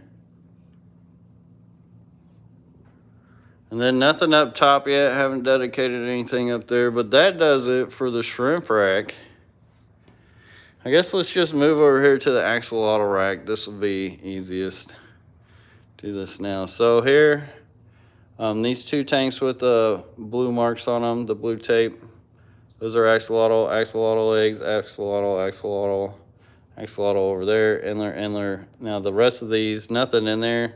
These are more and were built to be like egg scatter breeding projects, which I just haven't got into as much. Because I was doing like these glow light danios and they started rating off for me pretty good. And then they like really slowed down, which I bet and I'm sure a lot of it has to do with this is the one rack that doesn't have the water change system on it yet. So this has pretty much not had any water changes since I've had it. And just mostly top offs. And we'll get into these tanks here. But up underneath, let's start with this one. This is the axolotl. Oh, and right next to me, if I want to do like a deep clean to where, say I want to get this stuff out, like the mulm and the algae and all that, I do got this barrel here that I can pull around the whole fish room. Tubes out to the back, and I can just do deep cleans with that if I want or need.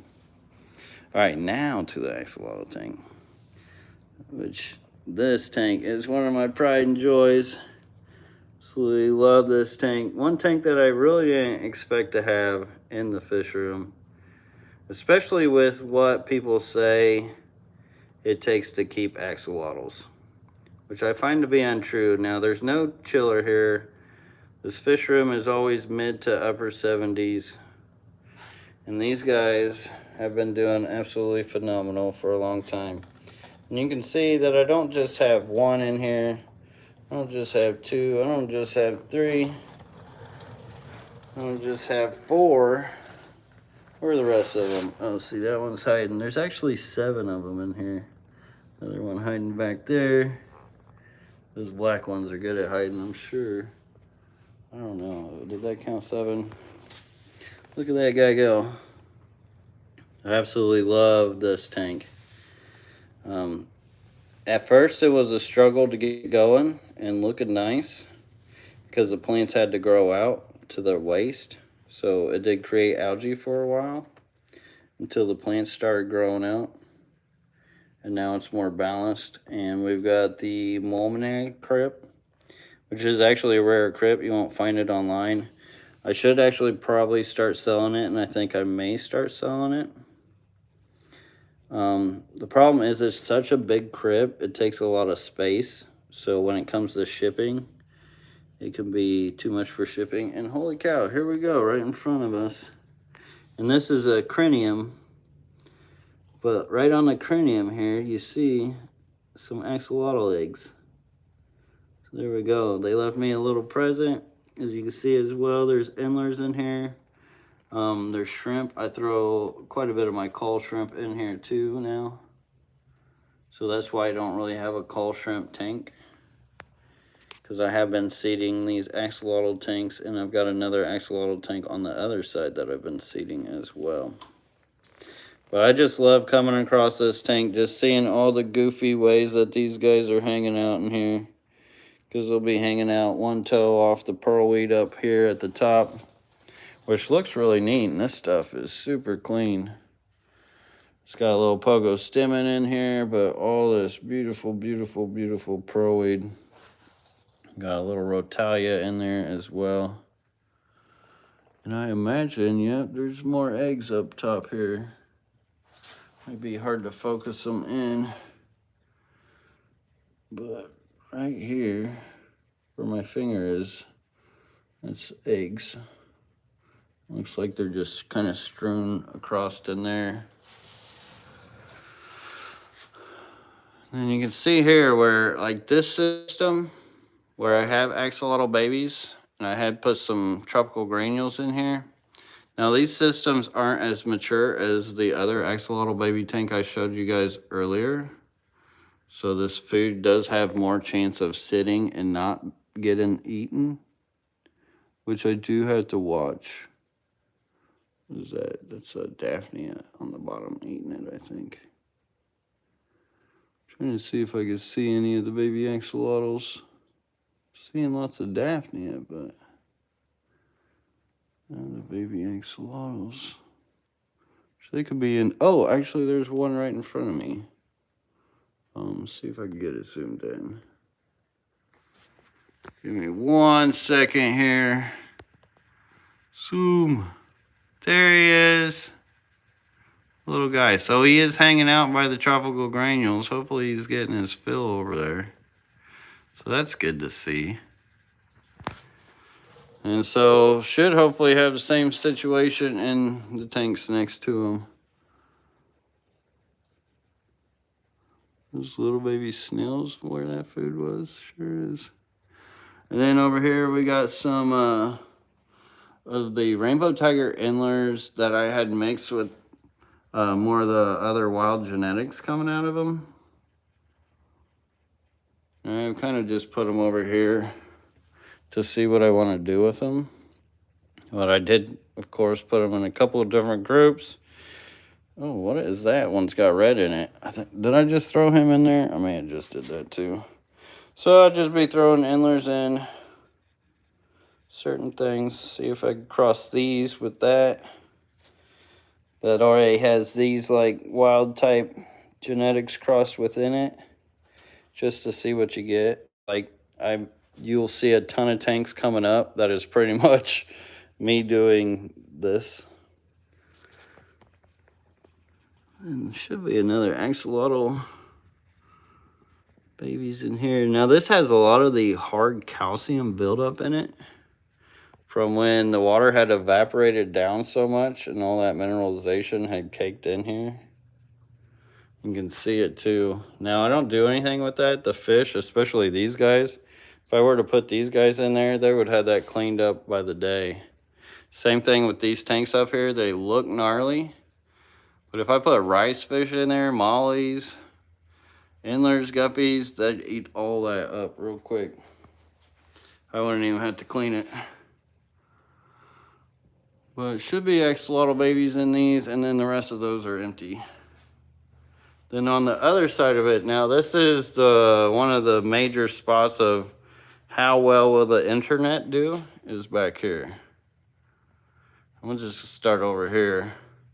On these two end tanks, I've got some groups of projects of endlers that I put up here to see what they will throw, because the genetics are so mixed that what crosses and gets traded down is just gonna be just not very straight. And so I put them up here to kind of look at, okay, what's my ratio of this, that, and the other, to try to line out something more purple and pink. And I think this had like 3 different groups of just that, of fries. And so that's what I'll do with those. And then that's what probably this will end up being here when I actually spend more time on it. We'll see. It's just, man, I kept coming across these awesome Endlers. Let me see if I zoom it in, I won't have to focus as much. Kept coming across all these awesome, like, traits from these Endlers that I just had to see if I could line them up. And I actually waste a lot of my business tank space for that. But that's what I love to do. That's my passion with it, really. Over the money. But look at those males there. That one's got blue, that one's got pink. I don't know why that blue one's more in there. I'm surprised. He shouldn't be. He must come out of the young. But the original male is that guy. And you can see where I get this like more one with yellow and pink in them. And you see where I picked the female to kind of match as well. And then I've got this really beautiful blue one in here where I'm trying to line that blue out. Red tends to pass down a lot more than blue. It's more of a dominant gene. This is more of that pink yellow that you guys just saw in that other tank. This is like the next step, which I don't know if I'm gonna be able to get it to focus with him or not. Oh, there you can kind of see him. Look at that. Look at the color coming off that. Purple spotted, pink purple spotted. Now, if I could get these to line out, it'd be beautiful. But if I don't, either way, it'll still be beautiful. And this one, I think this is what I was calling the Picasso line. Where he's just got all these colors and all these patterns, but he's so fast. That's the original male. Looks like there's two that look like him now. But you can see they're still throwing dominant reds. That guy is just stunning. Come on. Show off again. Oh, that's two males. I don't even think there's a female in here. Look at that. He's got that El Silverado body blood with the red tail. Phenomenal. But I'm not seeing their female. What'd you guys do with your lady? Yeah, don't look at me like that. I notice.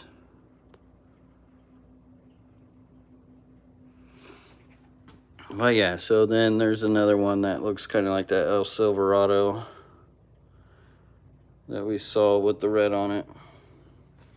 And was kind of trying to work that out. And then underneath, we've got another axolotl tank. Which these guys are my newest axolotls. They're going for cheap. When I first got them, they had no legs. Nobody wanted to buy them. I said I'll take them home and give them a spot. Now they got all their legs back. Looking beautiful. Although your leg looks like it just blends in. Pinkish purple. And now they're doing great. And now they got their own 125 here full of Java moss. Tank needs a nice scraping. And then I've got those glow light danios that I was trying to breed in this basket here. Here's one. Here's the rest of you. Hello? Oh, there they are, hiding under that leaf. But I was hoping they would just scatter eggs all over this 125 before I threw those axolotls in, but they did absolutely nothing for me. I think I just need that water change to really trigger them. And then, holy cow, we've got the fry rack here. 80 20-gallon longs all on their side. This is where I just kind of throw things. Fry, misfits, things that I kind of want to go out, and then also other Endler projects.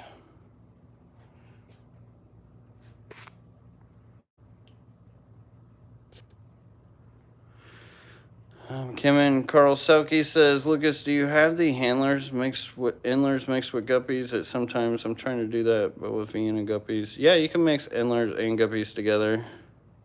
For sure. And thank you guys for the congrats. Really appreciate that. Any more backyard wrestling competitions, LRB? I don't know. You want to come over and wrestle? We can work something out. Give you some nuggies. Wesley will give you them knuckle sandwiches. He'd be serving those up all day. Mike Reardon says, what size tanks are they in? So these actually are my only 10 gallons here because I had to fit so many in here, and plus with Fry and how the 125's laid out. I prefer not to go to 10 gallons, but for the most part, it's 20-gallon longs all day.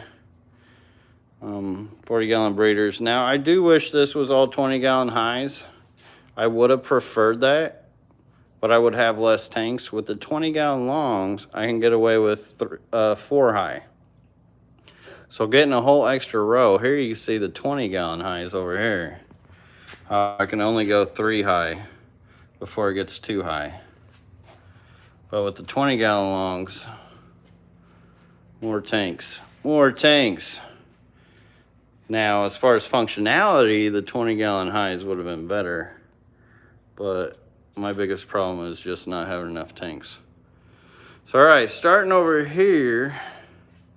I don't even, man, this is gonna be a process. So this is, I'll try to do it as quick as I can, but these are a mix of Endler groups that I've been trying to just see what happens of them. These actually have some of the Rainbow Tiger Endler in them, and then with the L Silver, more L Red and L Silverado body, which actually the ones that you saw back there came more from here. So as you can see, it takes like a progression. It definitely takes time and dedication to do these kind of Endler breeds. Same thing, mixed line, mixed line. We got Pagai Village, chilling the Thernia rainbow fish here. A few of the fry that grew up. We got some DNRs in here. Some younger ones. We got the red snakeskin guppies. We got one just chilling by himself, empty. Pingu female hanging in there. Actually, should probably put her with the rest. But actually not. Actually, no, I should. Just, I gotta be careful. The reason why I say maybe I should or should not is just the genetics. I don't wanna do too much, like, make sure they're not inbreeding and stuff. And then empty,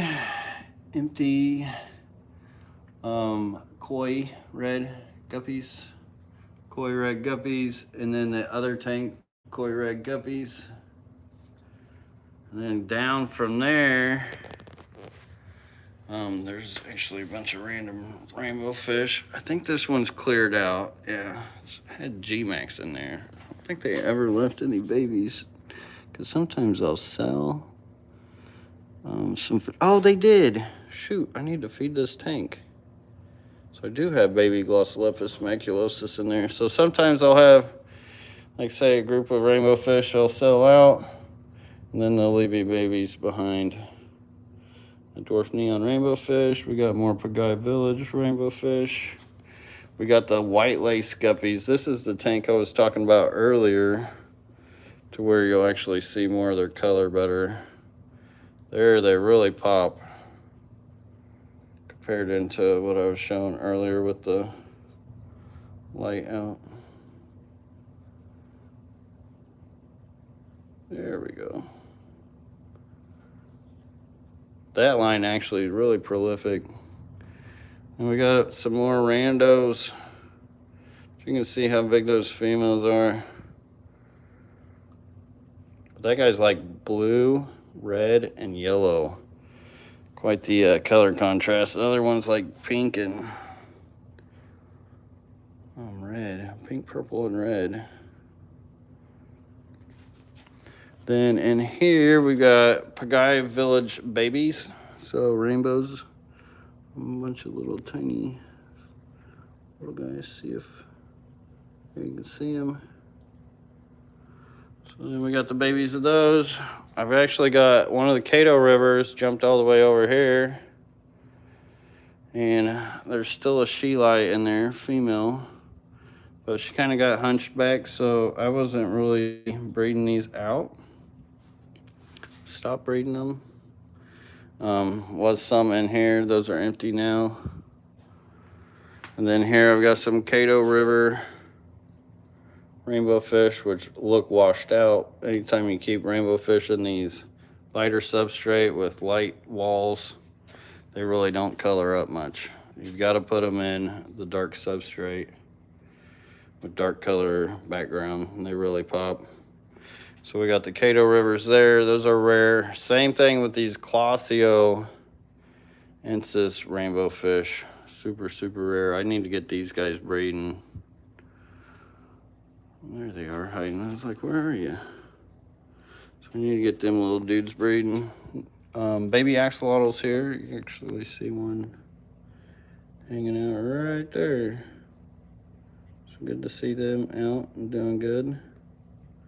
That one's getting some growth on him too. I'm surprised how big he is already. What do you do? Eat the rest? No, I see him, another one in the algae here. He does look like he's getting size. That's good. Empty. These are the AOCs, all other colored guppies, the Dalmatian guppies, the magical guppies. So I've got a group in here, and then I've got a group in here. They're young.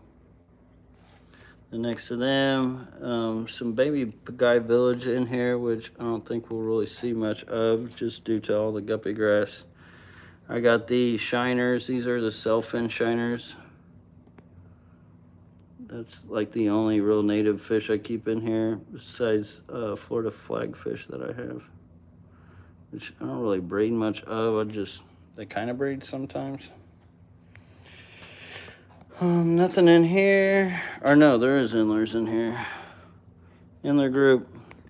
Random Endler group. Random Endler group. Random Endler group. Random Endler group. Lots of those random Endler groups. Just look at the tail on that thing. And that's what I've been trying to breed in here, is those longer tails. You get these flag tails. And then just throw different weird genetics in with them, just to see what pops out. Then random Endlers. Random Endlers.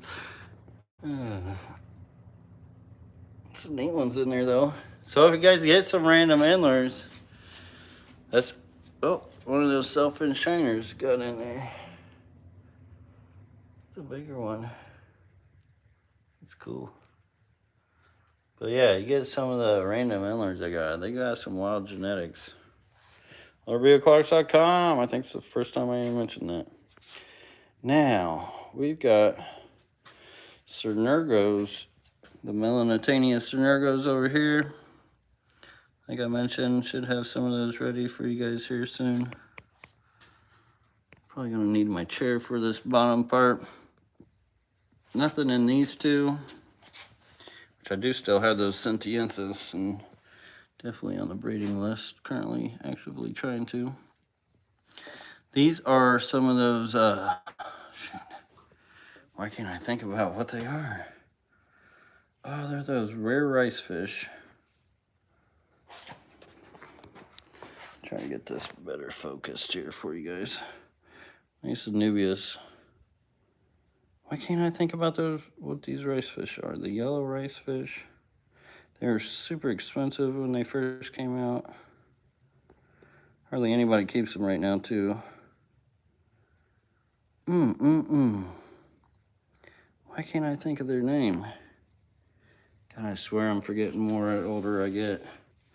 But in here, we got Cernurgos.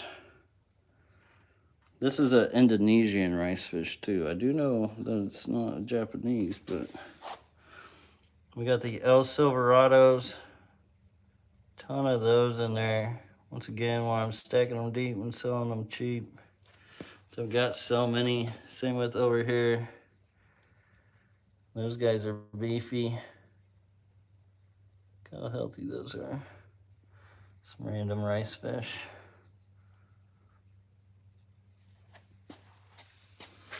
So lots of those El Silverados. Oh, Matano rice fish. That's what those are, the Matanos. And then we got some SBEs, which those are my blue star Endlers. I think most of them have been pulled out of here. I'm not seeing much for them. Which those tanks are about reset. There is like CPDs, hatch a fish, question mark. Sometimes I'll get eggs or babies and I just don't know what they are. And you actually see them down there. They always tend to be Danios. Man, making it real hard to see. There we go.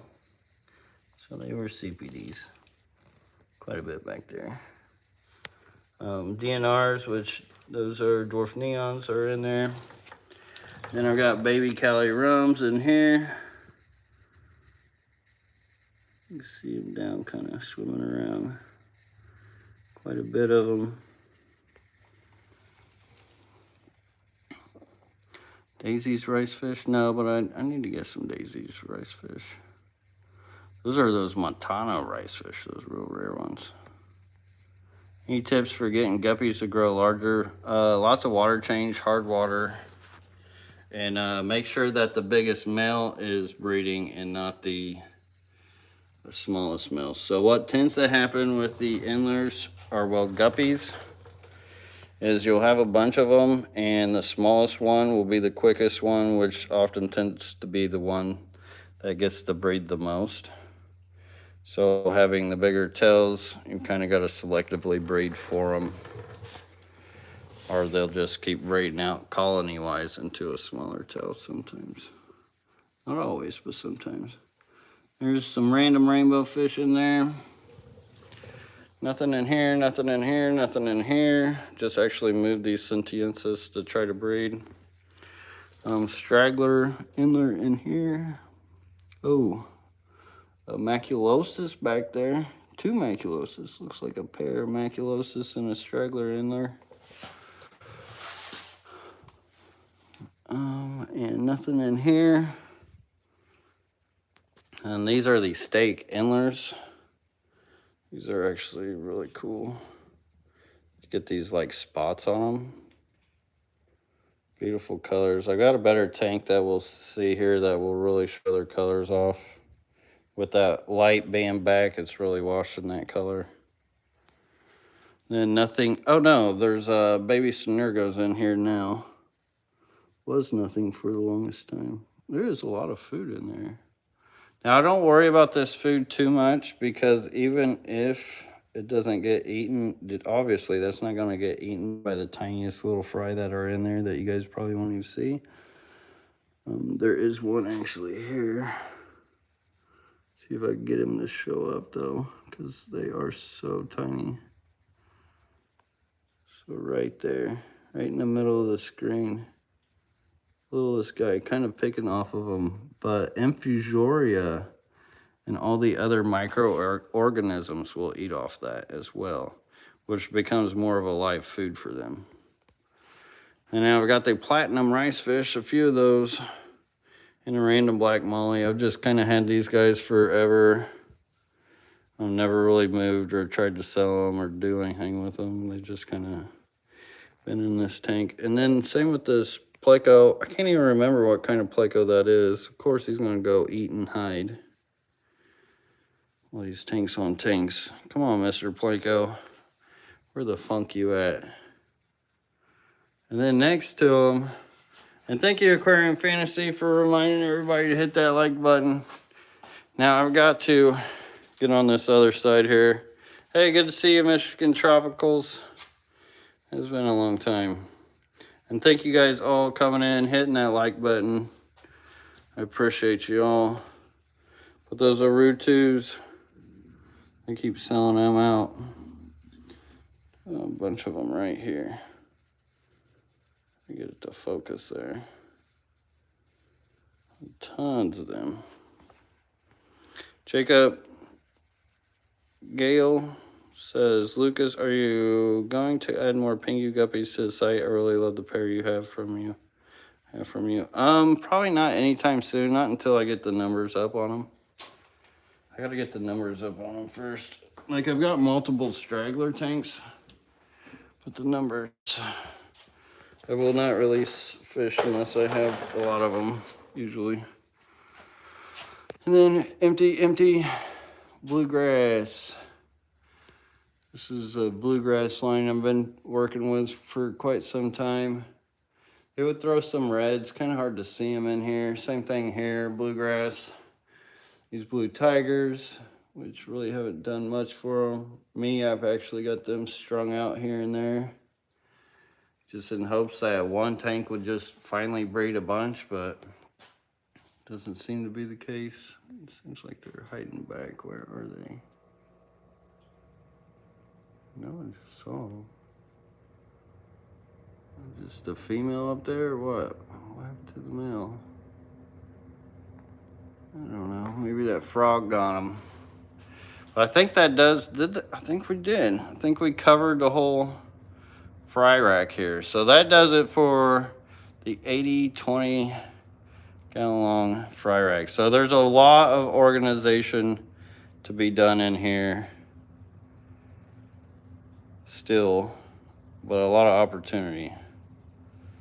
So there's work to be done. Organize that up, get things more bred out here. It'll be nice. Sorry I can't keep up with the chat here, but I do see you guys and I do appreciate you guys. Any luck with the tricolors? So I do got some outside. Lucas, would you try to make your own line of Endlers? So I did. The Rainbow Tiger Endlers is my own line. And then that's what I'm doing a lot of those projects with, is maybe hopefully I can get something to line out here soon new, but it's a process. It's a long process.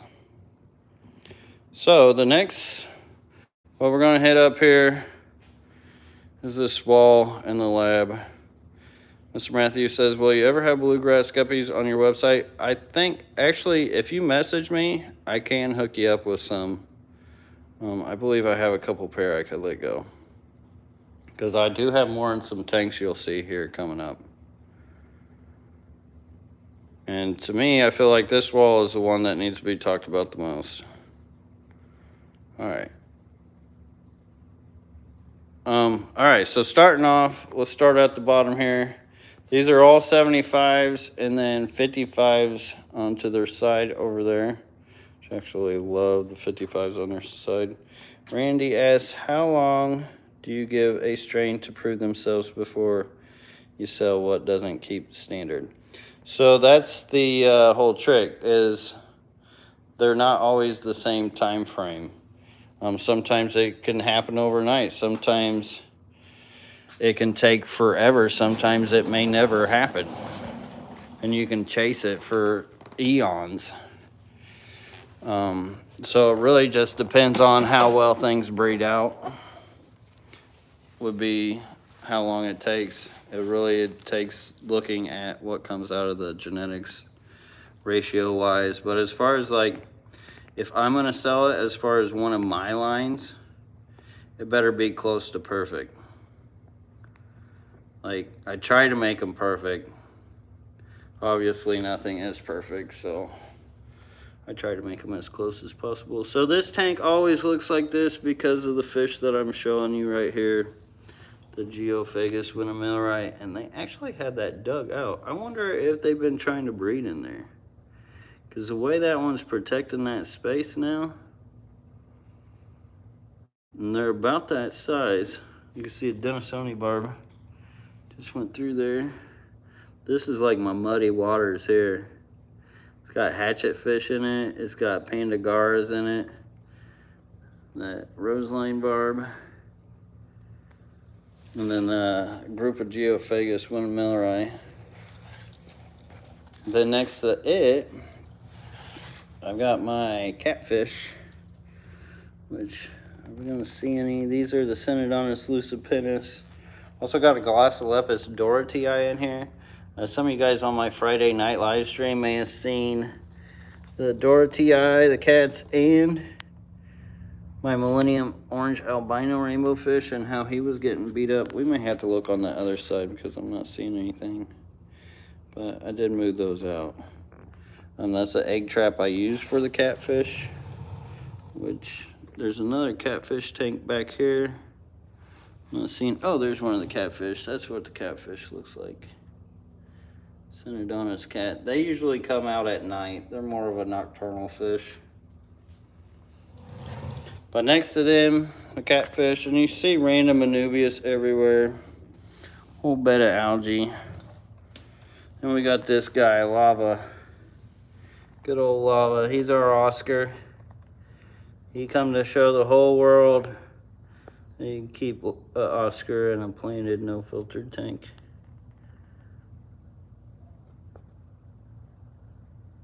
Look how hard he's breathing too. He needs that oxygen. I know I poke and prod with that, but look at it though, for real. Really think us as humans think fish need oxygen a lot more than what they really do.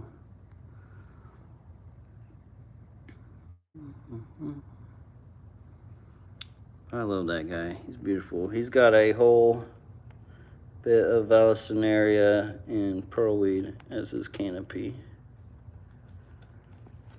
Looks like this algae's been growing real quick back behind him. Kind of hard to tell because it's darker looking. But it's grown right over where a lot of his excess food and waste goes.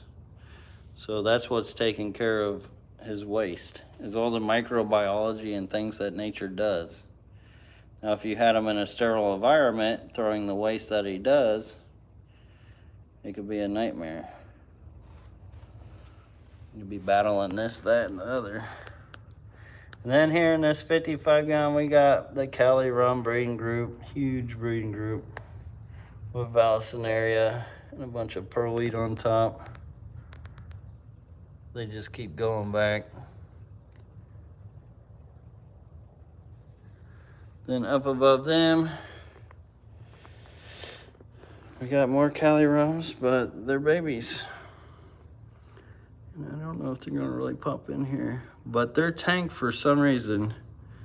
You see all that white stuff in there? That's all infusoria. So this is all infusoria. I actually helped start off the axolotl with this infusoria. It just grows in this tank so abundantly for some reason. I think it's because of a lot of the dead decaying algae. It just started feeding off that. And I feed it really heavy because all the rainbow fish, young rainbow fish in it. And unfortunately, like this tank needs to be redone. And this tank needs to be redone to really give it the effect that I want to give it, because it is a long 55 that goes all the way down. And I would like to look down beyond it. But when babies take over and things take over, it doesn't happen overnight. You gotta let them do their due, grow out, all that stuff.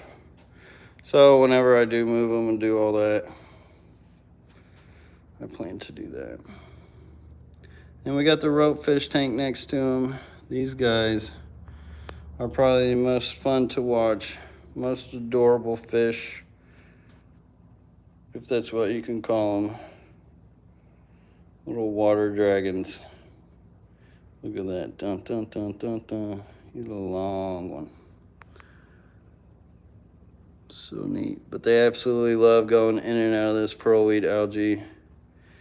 Here's that Millennium Orange Albino Rainbow Fish that was just getting beaten by that Glossolepis dohertyi. So now he's in here. Hopefully he heals up. You can see his tail's pretty tethered. And with this system, he should be all right in here. He shouldn't bother the rope fish. The rope fish shouldn't bother him. Just give him some time to heal. Sometimes those rainbow fish just don't get along. But yeah, my babies. Those are definitely my babies. Oh, look at this little guy. He's watching us. His little head poking out. Then next to that, we've got the Tetra tank. which this is the first time I bought fish out of a store in a long time. And I love Tetras, absolutely love them. Honestly, I could probably fill my whole fish room up with Tetras if my water was right and I didn't have collectoritis, because I do love Tetras that much, and there is so many Tetras out there. But we got the blushing, what do you call those? Shoot. I think they are just blushing white Tetras is what you call them. And I've got the silver tips back here. Let me try to zoom. Silver tips where the males will be darker colors, the females will be the lighter color. And you can see how they stay in their own little groups too. And these, I believe, are the candy cane Tetras. These are like more of your store-bought Tetras types than the rare Tetras. They got tons of rare Tetras out there. But it was full of Christmas moss, which became algae, which was unfortunate because I wish it was just nice moss. That would just help business-wise. Bunch of Nuri Crip, Ghost Shark, which those Ghost Sharks definitely these are just fish for me to enjoy. Which I had like 5 of those, but they ended up just being a pair now. So hopefully, maybe one day, get into ghost shark breeding, which most of the time, that stuff's got to be triggered hormonally, as far as what they say, but who says? I don't know, we can try it out maybe here in a couple years. Then next to them, we've got the baby goldfish.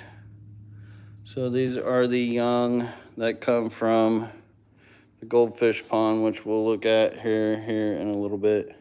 Man, I should have waited to feed them guys, though. Why are they not up and out? Maybe they got tired of seeing me over here.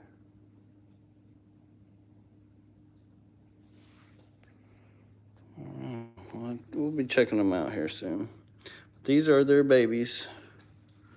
This guy's just hiding. Oh, now you want to come out. Push. You got it. Oh, there you go. Wiggle your way out of your bed. Then up above them, we've got the mascara barbs. Good old Docassia assimilis. These are the barbs that I've had forever. Well, the young of them. How long have you had your rope fish? You had them in your old place too, right? I did. I would say maybe like 7 years or so. I've had them for quite some time. And hello everybody coming in, good to see you guys. We got, what is, oh God, I can't remember, stargrass? I can't remember the Latin name, zosterfolia or something like that, mixed with guppy grass. It has just been this huge marsh for them, which they just constantly want to be under. You see how they dart? Like right back under it when they go into here most of the time. Or maybe they are doing some breeding here. I don't know. The way they been hovering around this rock lately makes me feel like they've been predating out of that rock. Which with those barbs, that's what they do. They'll lay a few eggs in there. Babies will come up. Sometimes I could get them to colony breed, but most of the time I cannot. Then in this dirty old tank, a goldfish tank with some clown loaches, which I swear the clown loaches have just paired out. This is starting to get that brownish rustic look. See how it's getting this brown swirl of whatever that is? There's the goldfish.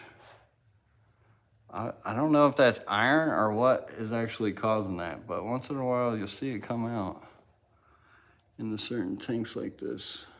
Nothing harmful with it. Matter of fact, I have a rice fish pond outside that was just completely brown, turned brown like that, just fully. And I had more platinum rice fish in that tub than any other tub. And then we went away for like a couple days, and then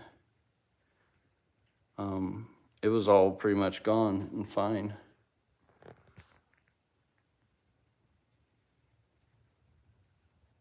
So I don't know. I feel like it's also a food source for them, because I feel like those platinum rice fish like pretty much ate it up. Why they didn't have anything else to eat. And then here, I'm gonna have to zoom you guys in for these guys.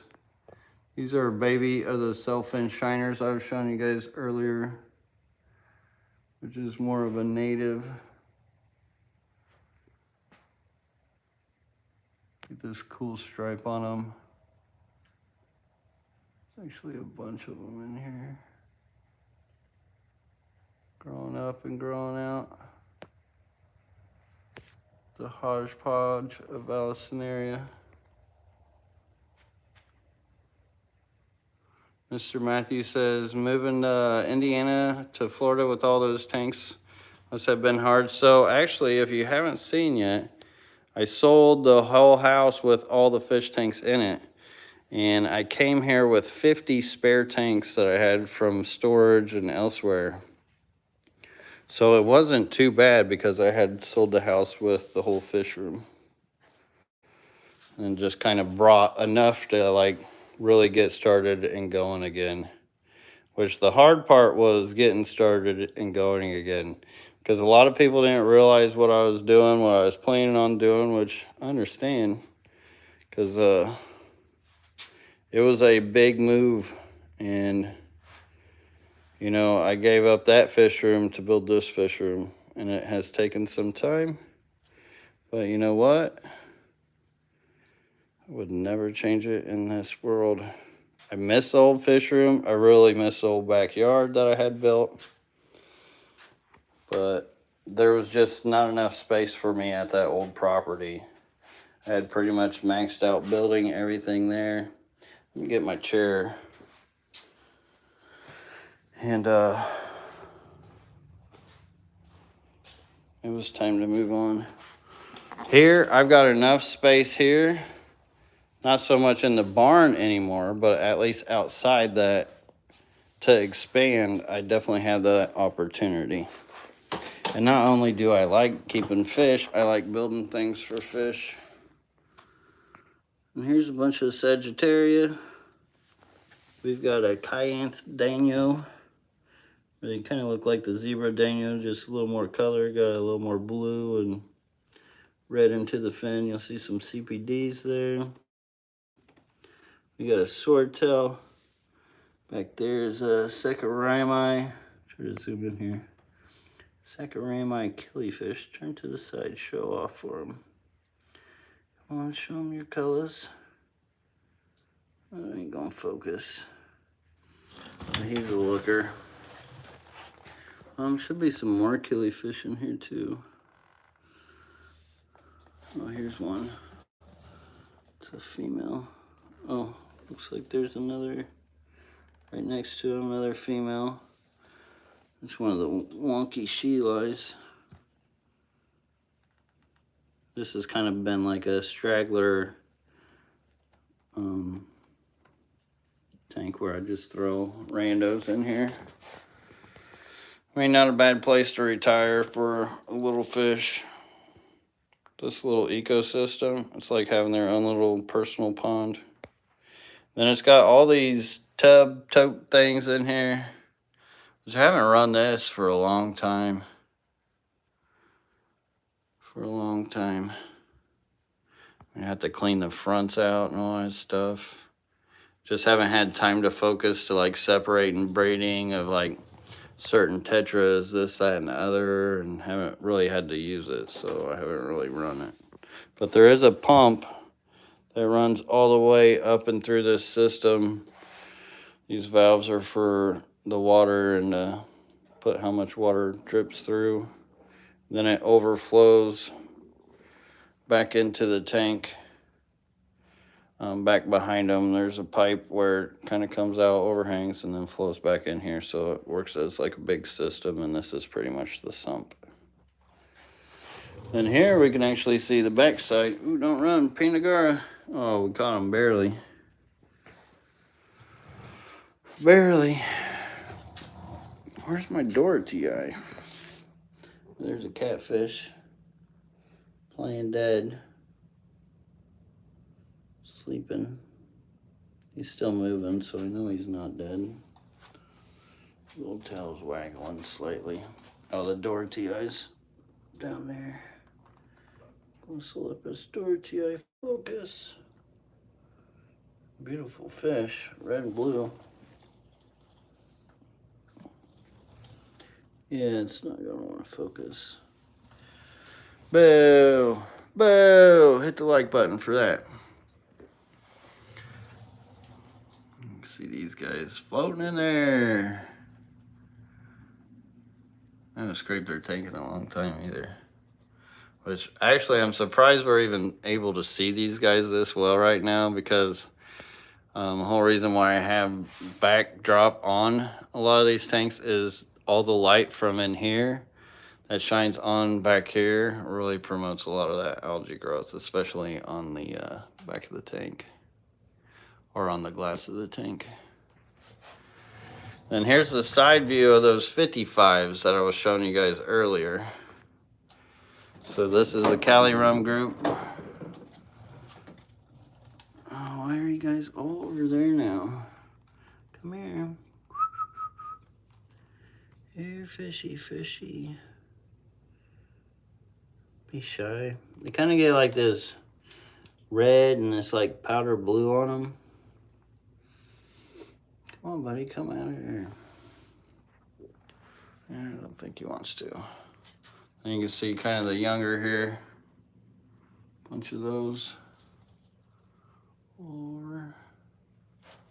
Swimming. And then up here I've got a Yohiki line of rice fish, which they've been pretty slow. I haven't really dedicated a whole lot of time to this line because it is an orange rice fish, and then I have the Blood King Yama, which for the orange rice fish is like the dominant line, so I focus more on those. But I do need to get these going more too, because just lineage wise it's still a cool line, because they do have a bit of difference to where they are orange, but then they get like red fin edge to them, like an outline.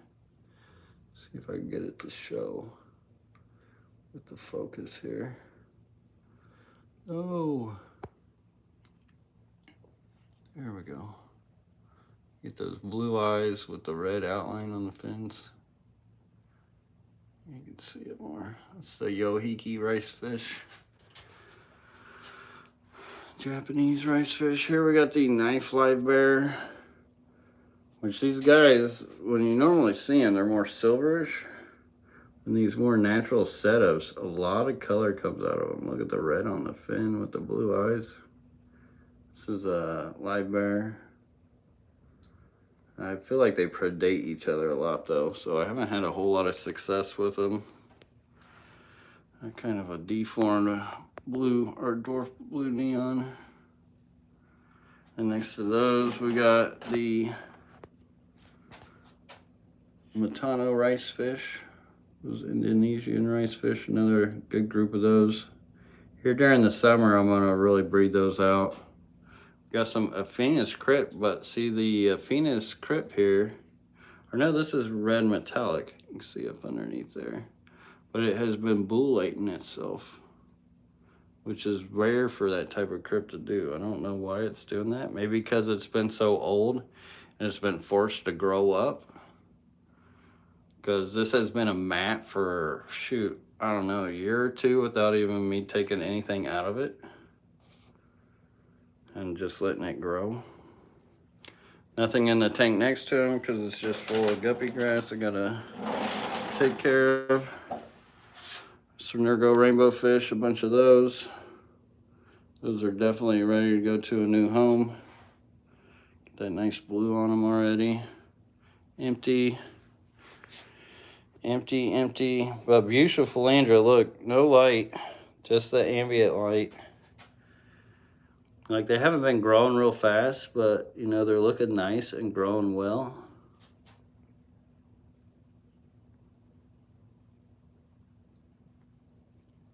And then another tank full of guppy grass and nothing.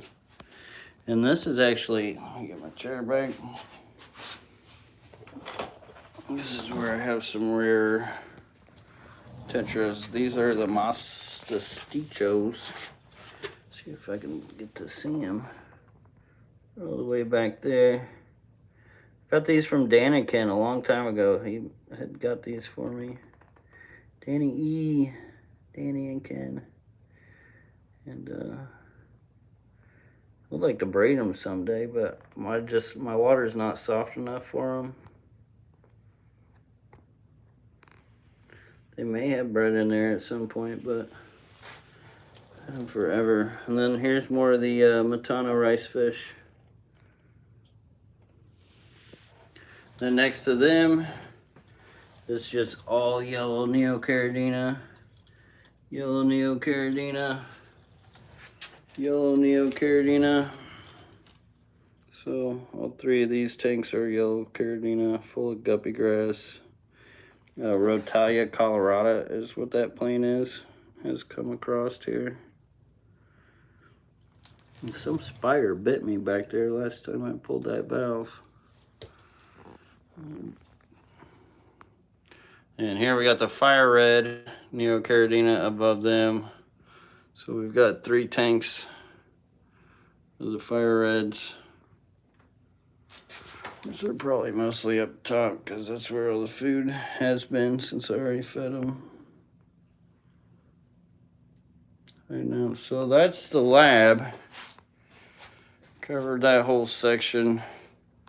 And this lab actually stays a little warmer because I do have the air vent. The whole reason why this is like this is because my storage is all up here. I had all this stuff and nowhere to store it, so I had to build this storage area. And so I had to cut that through to let the heat down in here. But this is actually more of my warmer room. So if I ever had anything warmer that I needed to keep warm, it would do best back here. But I really don't utilize that like I should. All right, now, oh, better take the old blackjack. Can't forget blackjack. Get over here. Yeah, I don't know. I'm trying to read chat as much as I can, but it's kind of hard to do when I got tanks in front of me distracting me.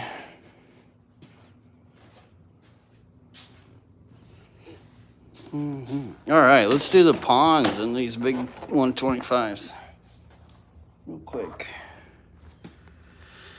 Let me get in the chat here.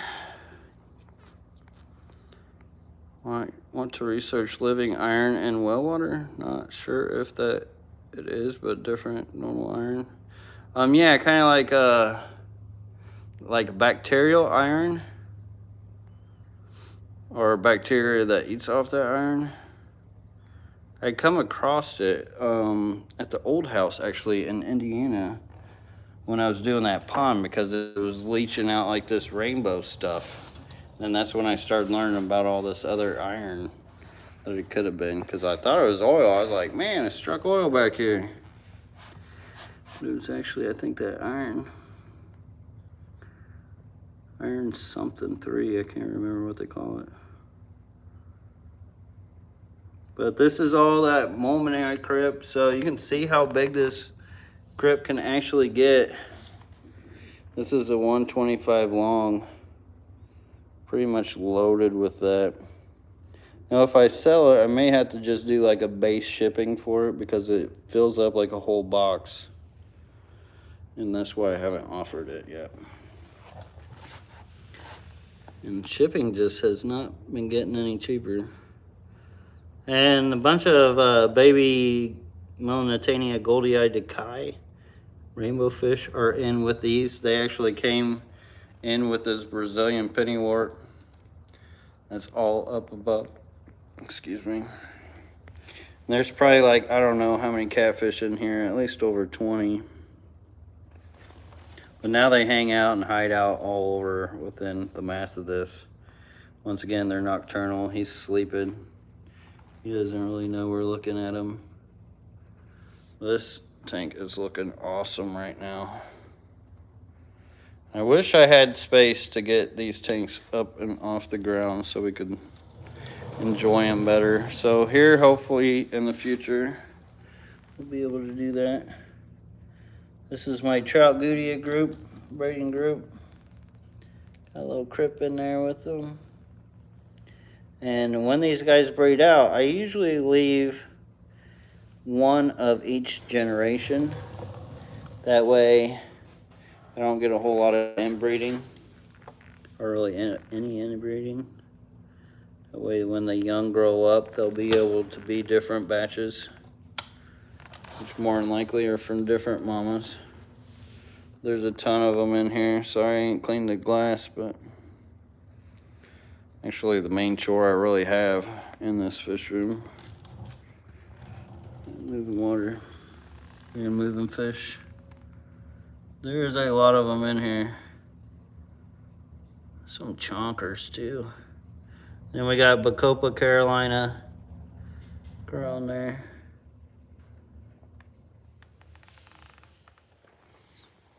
Yeah. Bunch of them, and I need to top out their tank, but once again with the cooler water, haven't really moved it. Although the trout goodieds, they won't really care. This actually has some fire red neocardinas. I actually should probably just retire this tub.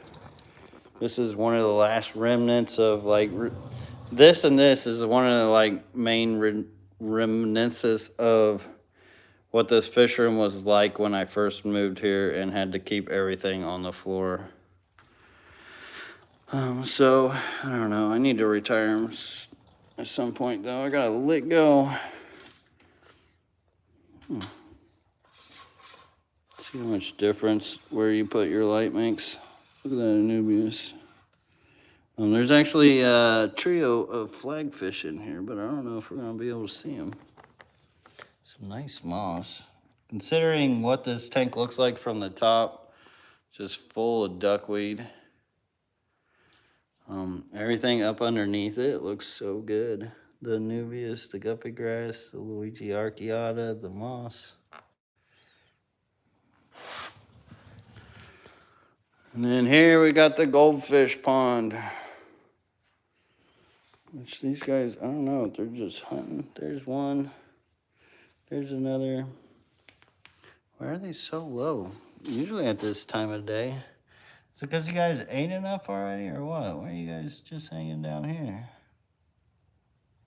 Usually they'd still be begging me for food, I feel like. I don't know. They got a ton to eat here too, so they eat off the duckweed, they eat off the guppy grass, they eat off the shrimp in here. Another goldfish back there. There's probably eggs in here if I go looking. And then to the cichlid rack. Well, thank you, Joel G. Appreciate that. Good to see you in here. Twice a year they go for sale at half price. So you're talking about the tanks, and unfortunately, Petco doesn't do Aquariums anymore. That like really screwed me over. Like I don't want their new tanks because they don't fit. They don't have the same layout, which really screws people over.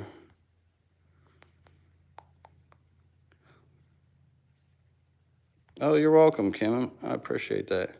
Jessup Dean. Ian says, what is that, Jessup Dean or Dean?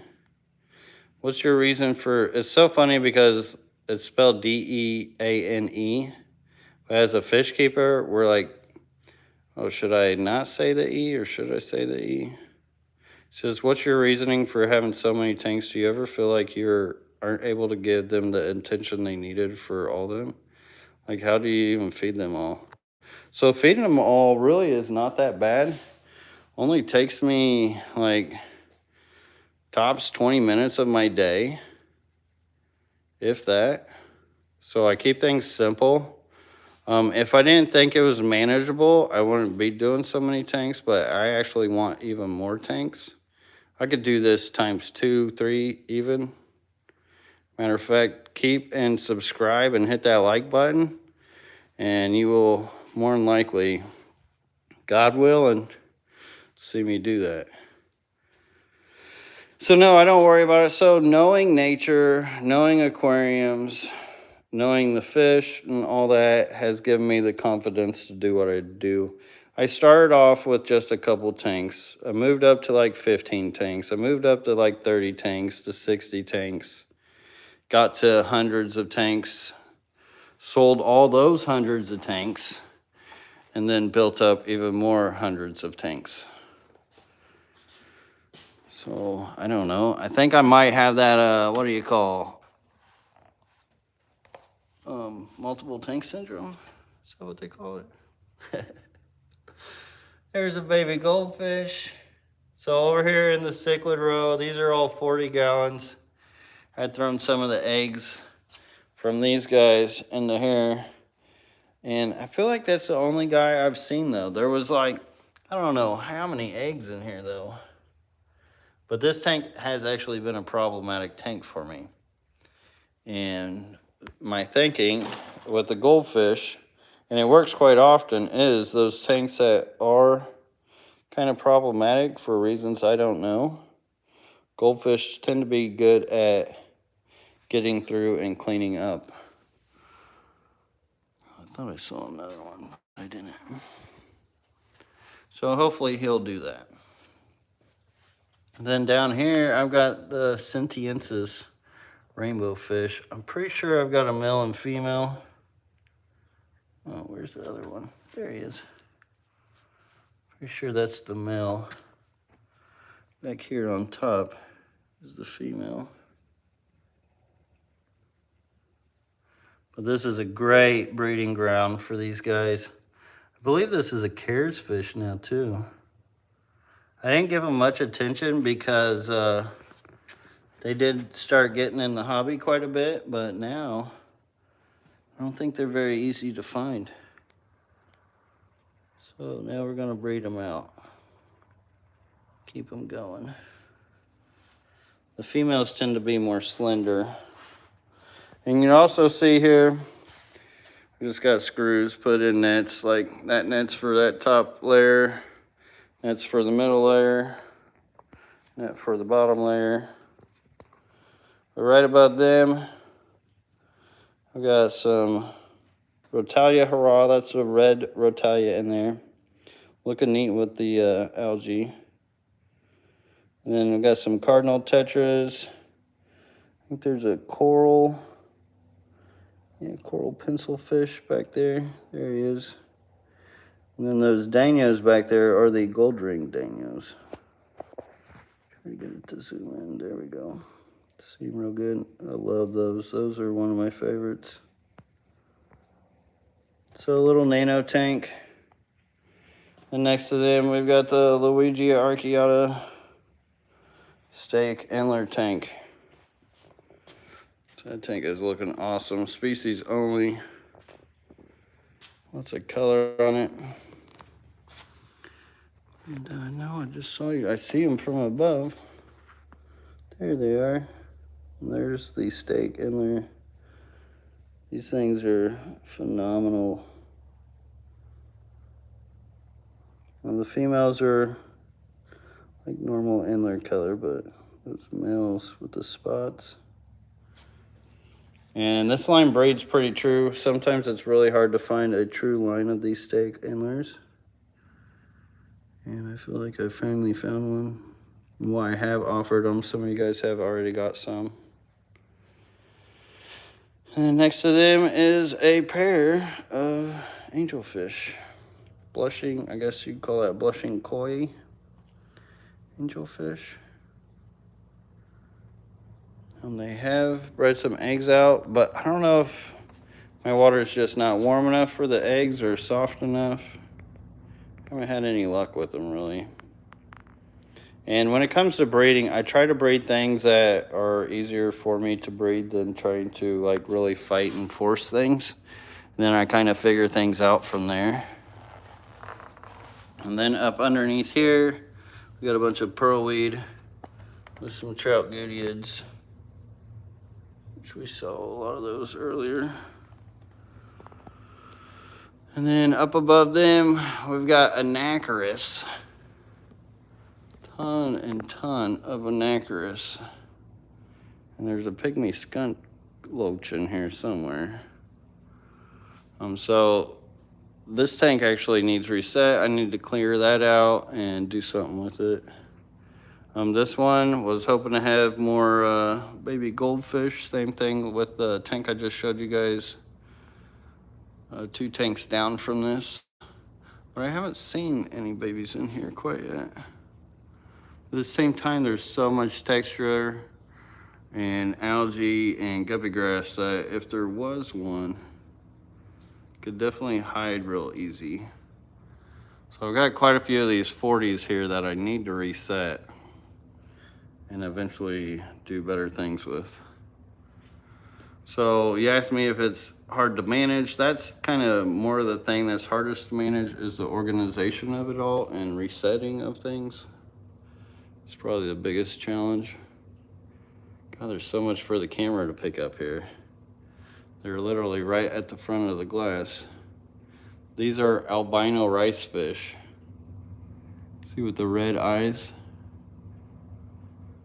These are super rare. Super duper rare. And these were the biggest pain for me to breed out for the longest time. And the plant is all Rotalia colorata. Looks wild with the texture of what's going on with it right now. And I have been trying to water change my way out of the algae. So instead of picking all this algae out, I just give it time with steady water changes to where the plants start outgrowing the algae. But it's a fine line to the point of if there's too much plants, whether you'll get away with it. And then up above, let me show these tanks, which I don't know, I kind of got crazy with it. MTS might have got the best of me. Went 4 high with 40 gallons. So these tanks originally were just to be to grow out like Anubias and stuff. And they do have Anubias in there. That's actually a snow white, pretty big clump of it. But they're such slow growers, and since I don't have any other plants in with them, a lot of algae will grow out, and this actually has a bunch of Anubias in there. But this is the one that does have fish in it. And it's a pair of Wanamensis, Glossolepis Wanamensis rainbow fish. And I should move those guys down soon. Should get some babies out of them. Oh man, my hand's starting to cramp now. Let's see, last 20 gallons here. We've got, look at the old scooting boot. We got more of the red koi guppies. Look at those things. Beautiful. Lucas, do you have any best tips for growing Anacris? Mine always seems to die and I have good lighting on it. Really doesn't need much light. You can see a lot of it, how it's growing up underneath even the less lit areas, where it's still got like its leaf. So it's still fine underneath all that stuff. As far as tips, with all my plants, it's set them in, forget them. Sometimes if I get new plants, I'll put them in multiple tanks because sometimes they just won't take in certain tanks. It may just take time. Look at that Anubias, all that new growth right on that little Anubias here. It's just kind of suspended. It's wild looking. But I don't do anything special. I'm not using any fertilizer. I used to use fertilizer, but I get enough nutrients through my water that a lot of my tanks are just way too nutrient rich that I don't really need the fertilizer. Mostly due to my well water. And then this has some trout goodeids.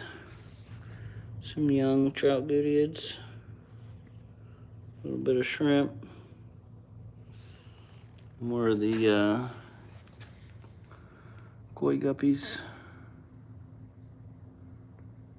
What's the biggest fish you got at the moment? That would be Lava, the Oscar, over here. Little Lava.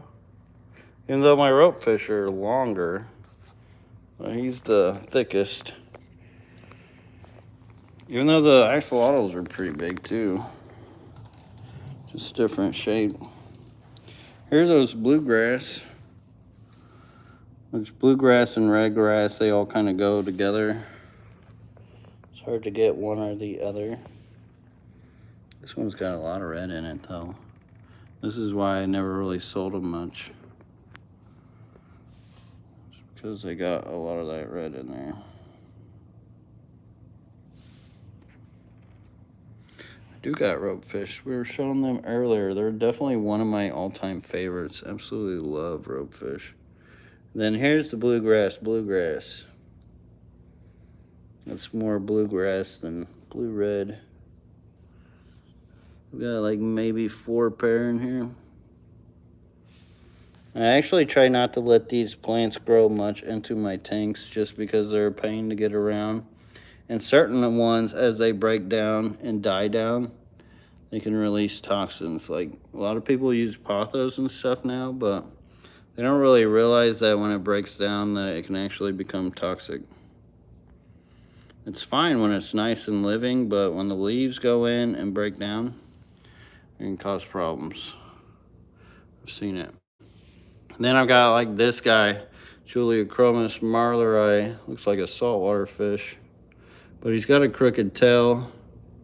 Honestly, don't know what to do with him because I can't really just put him in one of my retirement tanks because he'll try to kill everything. So he's kind of here. Can't really take him to the club or find him a new home because I don't know who wants the crooked tail guy. I do. I mean, he's cool. I kind of want his tank too. So he's been taking that, and I don't know. I got to figure that out because I hate to keep them alone too. I don't like keeping fish alone by themselves. I know sometimes certain ones just don't care. He's likely one, just like that Oscar that I got. This did have some flagfish in, but currently moved those and got that tank open, which is nice. Can never have enough 20 highs open. And then these are the black and yellow tuxedo guppies. These guys are gorgeous. Look at those shimmers.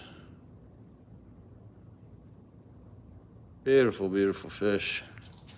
Which the males stay kind of small, but the females, look at the color on those females.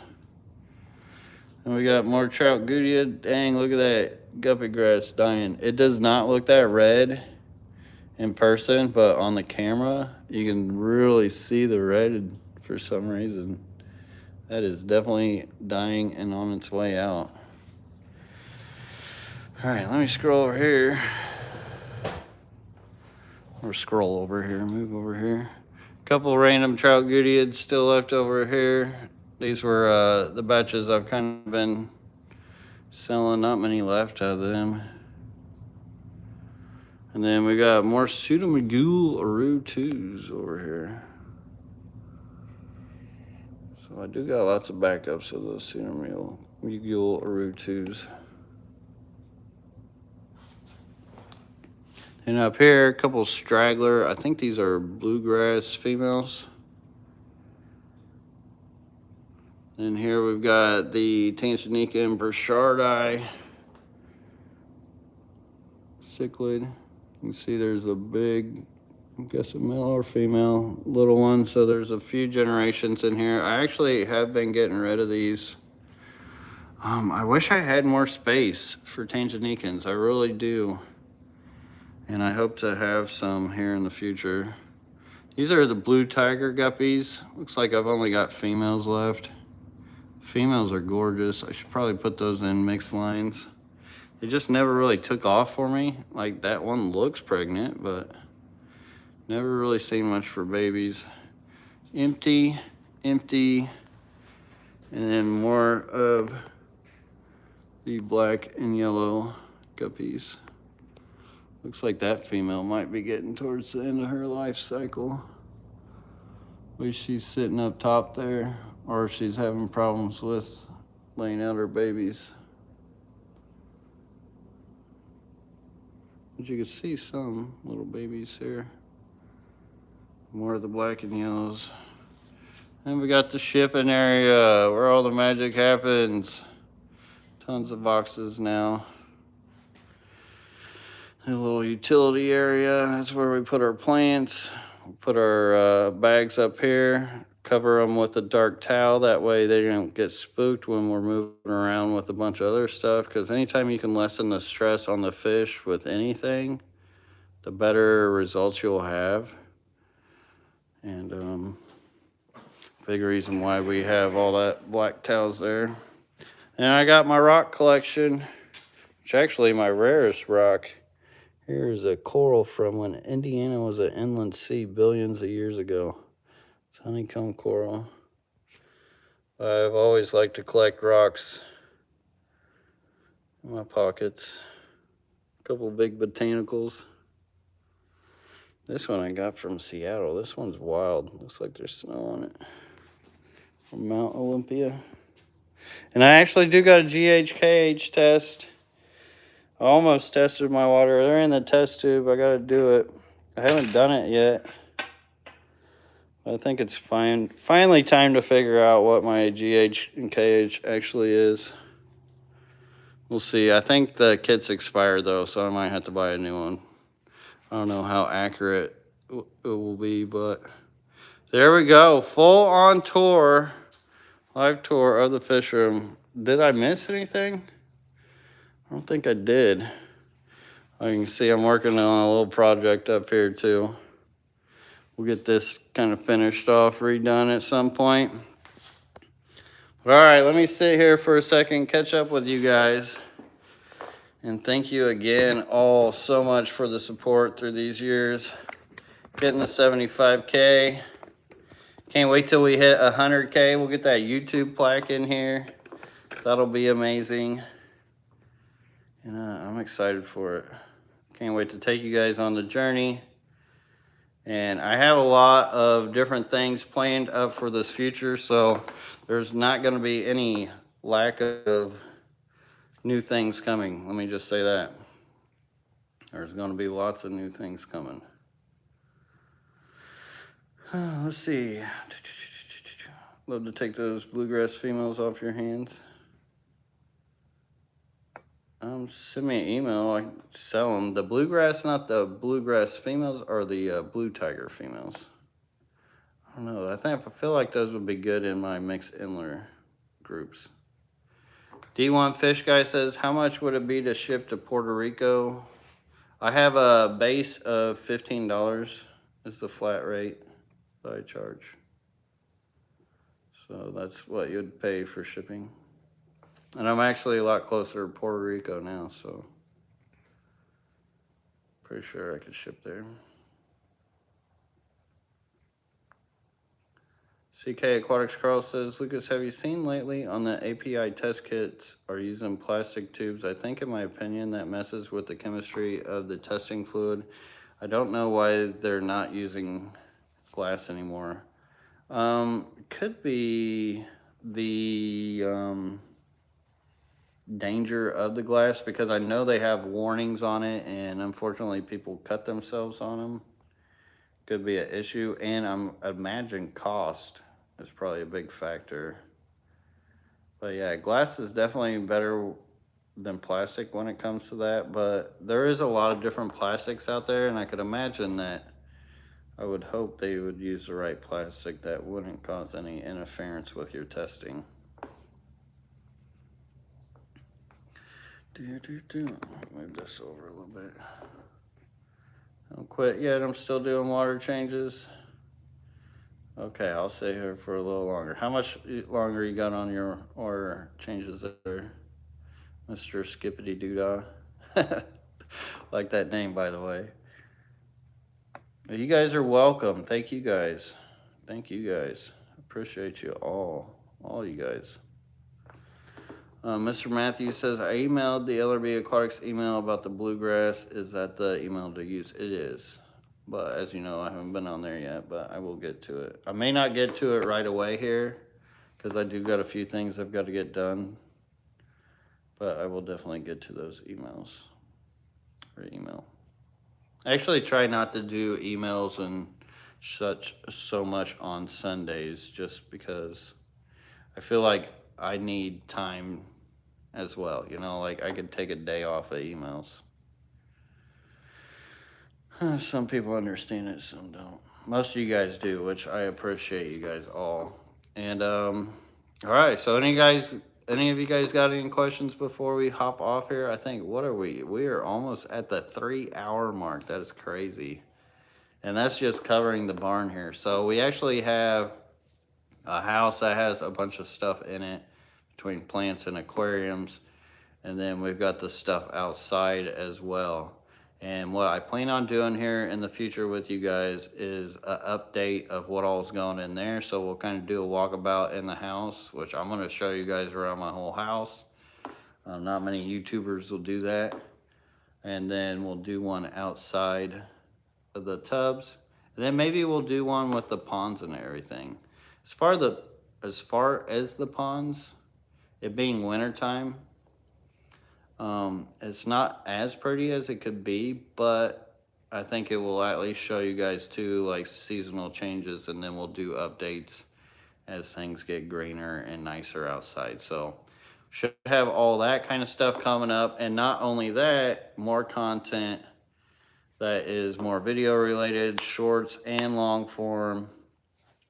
Now that things are built up, this is where a lot of my focus is going to now, to be able to make more content and more directed content for you guys, because I've got a list of videos that I've been needing to do for a long time, and things that we should cover. I think that would really help the hobby and many of you guys. So I'm excited for that, and just want to thank you guys again. Running Water says, LRB, does that $15 ship to Washington State? Yes. And that also includes the heat pack. So during the winter, I do throw in the heat packs. Just try to make your order worth it for me to do the heat pack too. Like sometimes I'll get somebody who will just order a guppy grass, which, I mean, they're paying 20 bucks for a guppy grass. So they may really, must really want that guppy grass. But when I've got to ship it over to California or Washington with the heat pack, I'm pretty much working for nothing at that point. And it has happened quite a bit. Ta-da-da. That means I've been doing water changes for 3 hours. Man, how many tanks you got? It says, thank you for the company and the content while I do that maintenance. Well, you're welcome, dude. I know how that goes for sure. Lucas, did you ever think about putting a subfloor in the new build? A subfloor as far as, what kind of subfloor? I'm not sure what you mean. Like the next build I'm gonna do? Like the concrete or what? I would like to go up, put another level on here, but that wouldn't be for fish tanks. That'd be more for activities.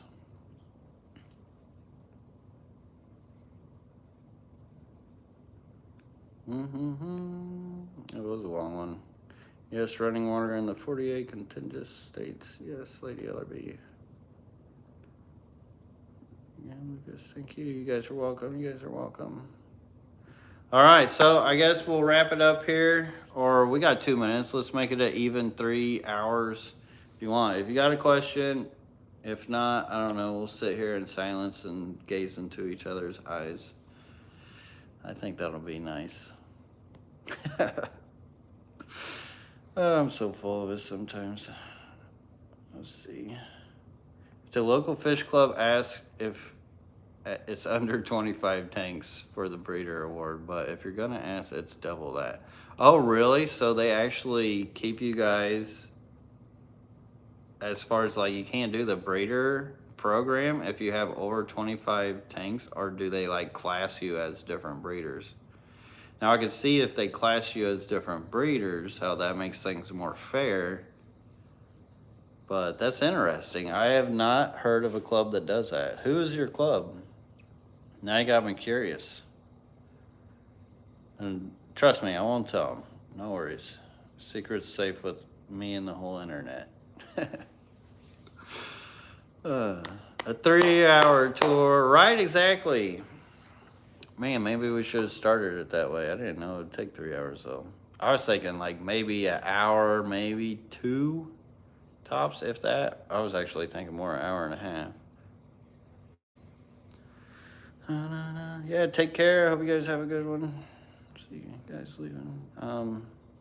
2 different classifications. Okay, that's cool. That makes it more fair. I actually try not to really do much with my breeding ward program just because, like, I know I could just go in there and just, like, take all the world awards and be like that guy, but that doesn't really promote it for others, so I think it's good that your club actually does the 2 different classifications. That's neat. First time I've heard it. And I'm still curious, what is that club?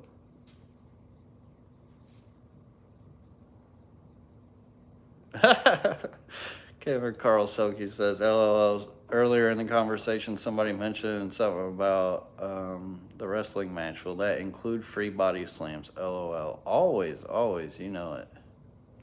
And men in tights.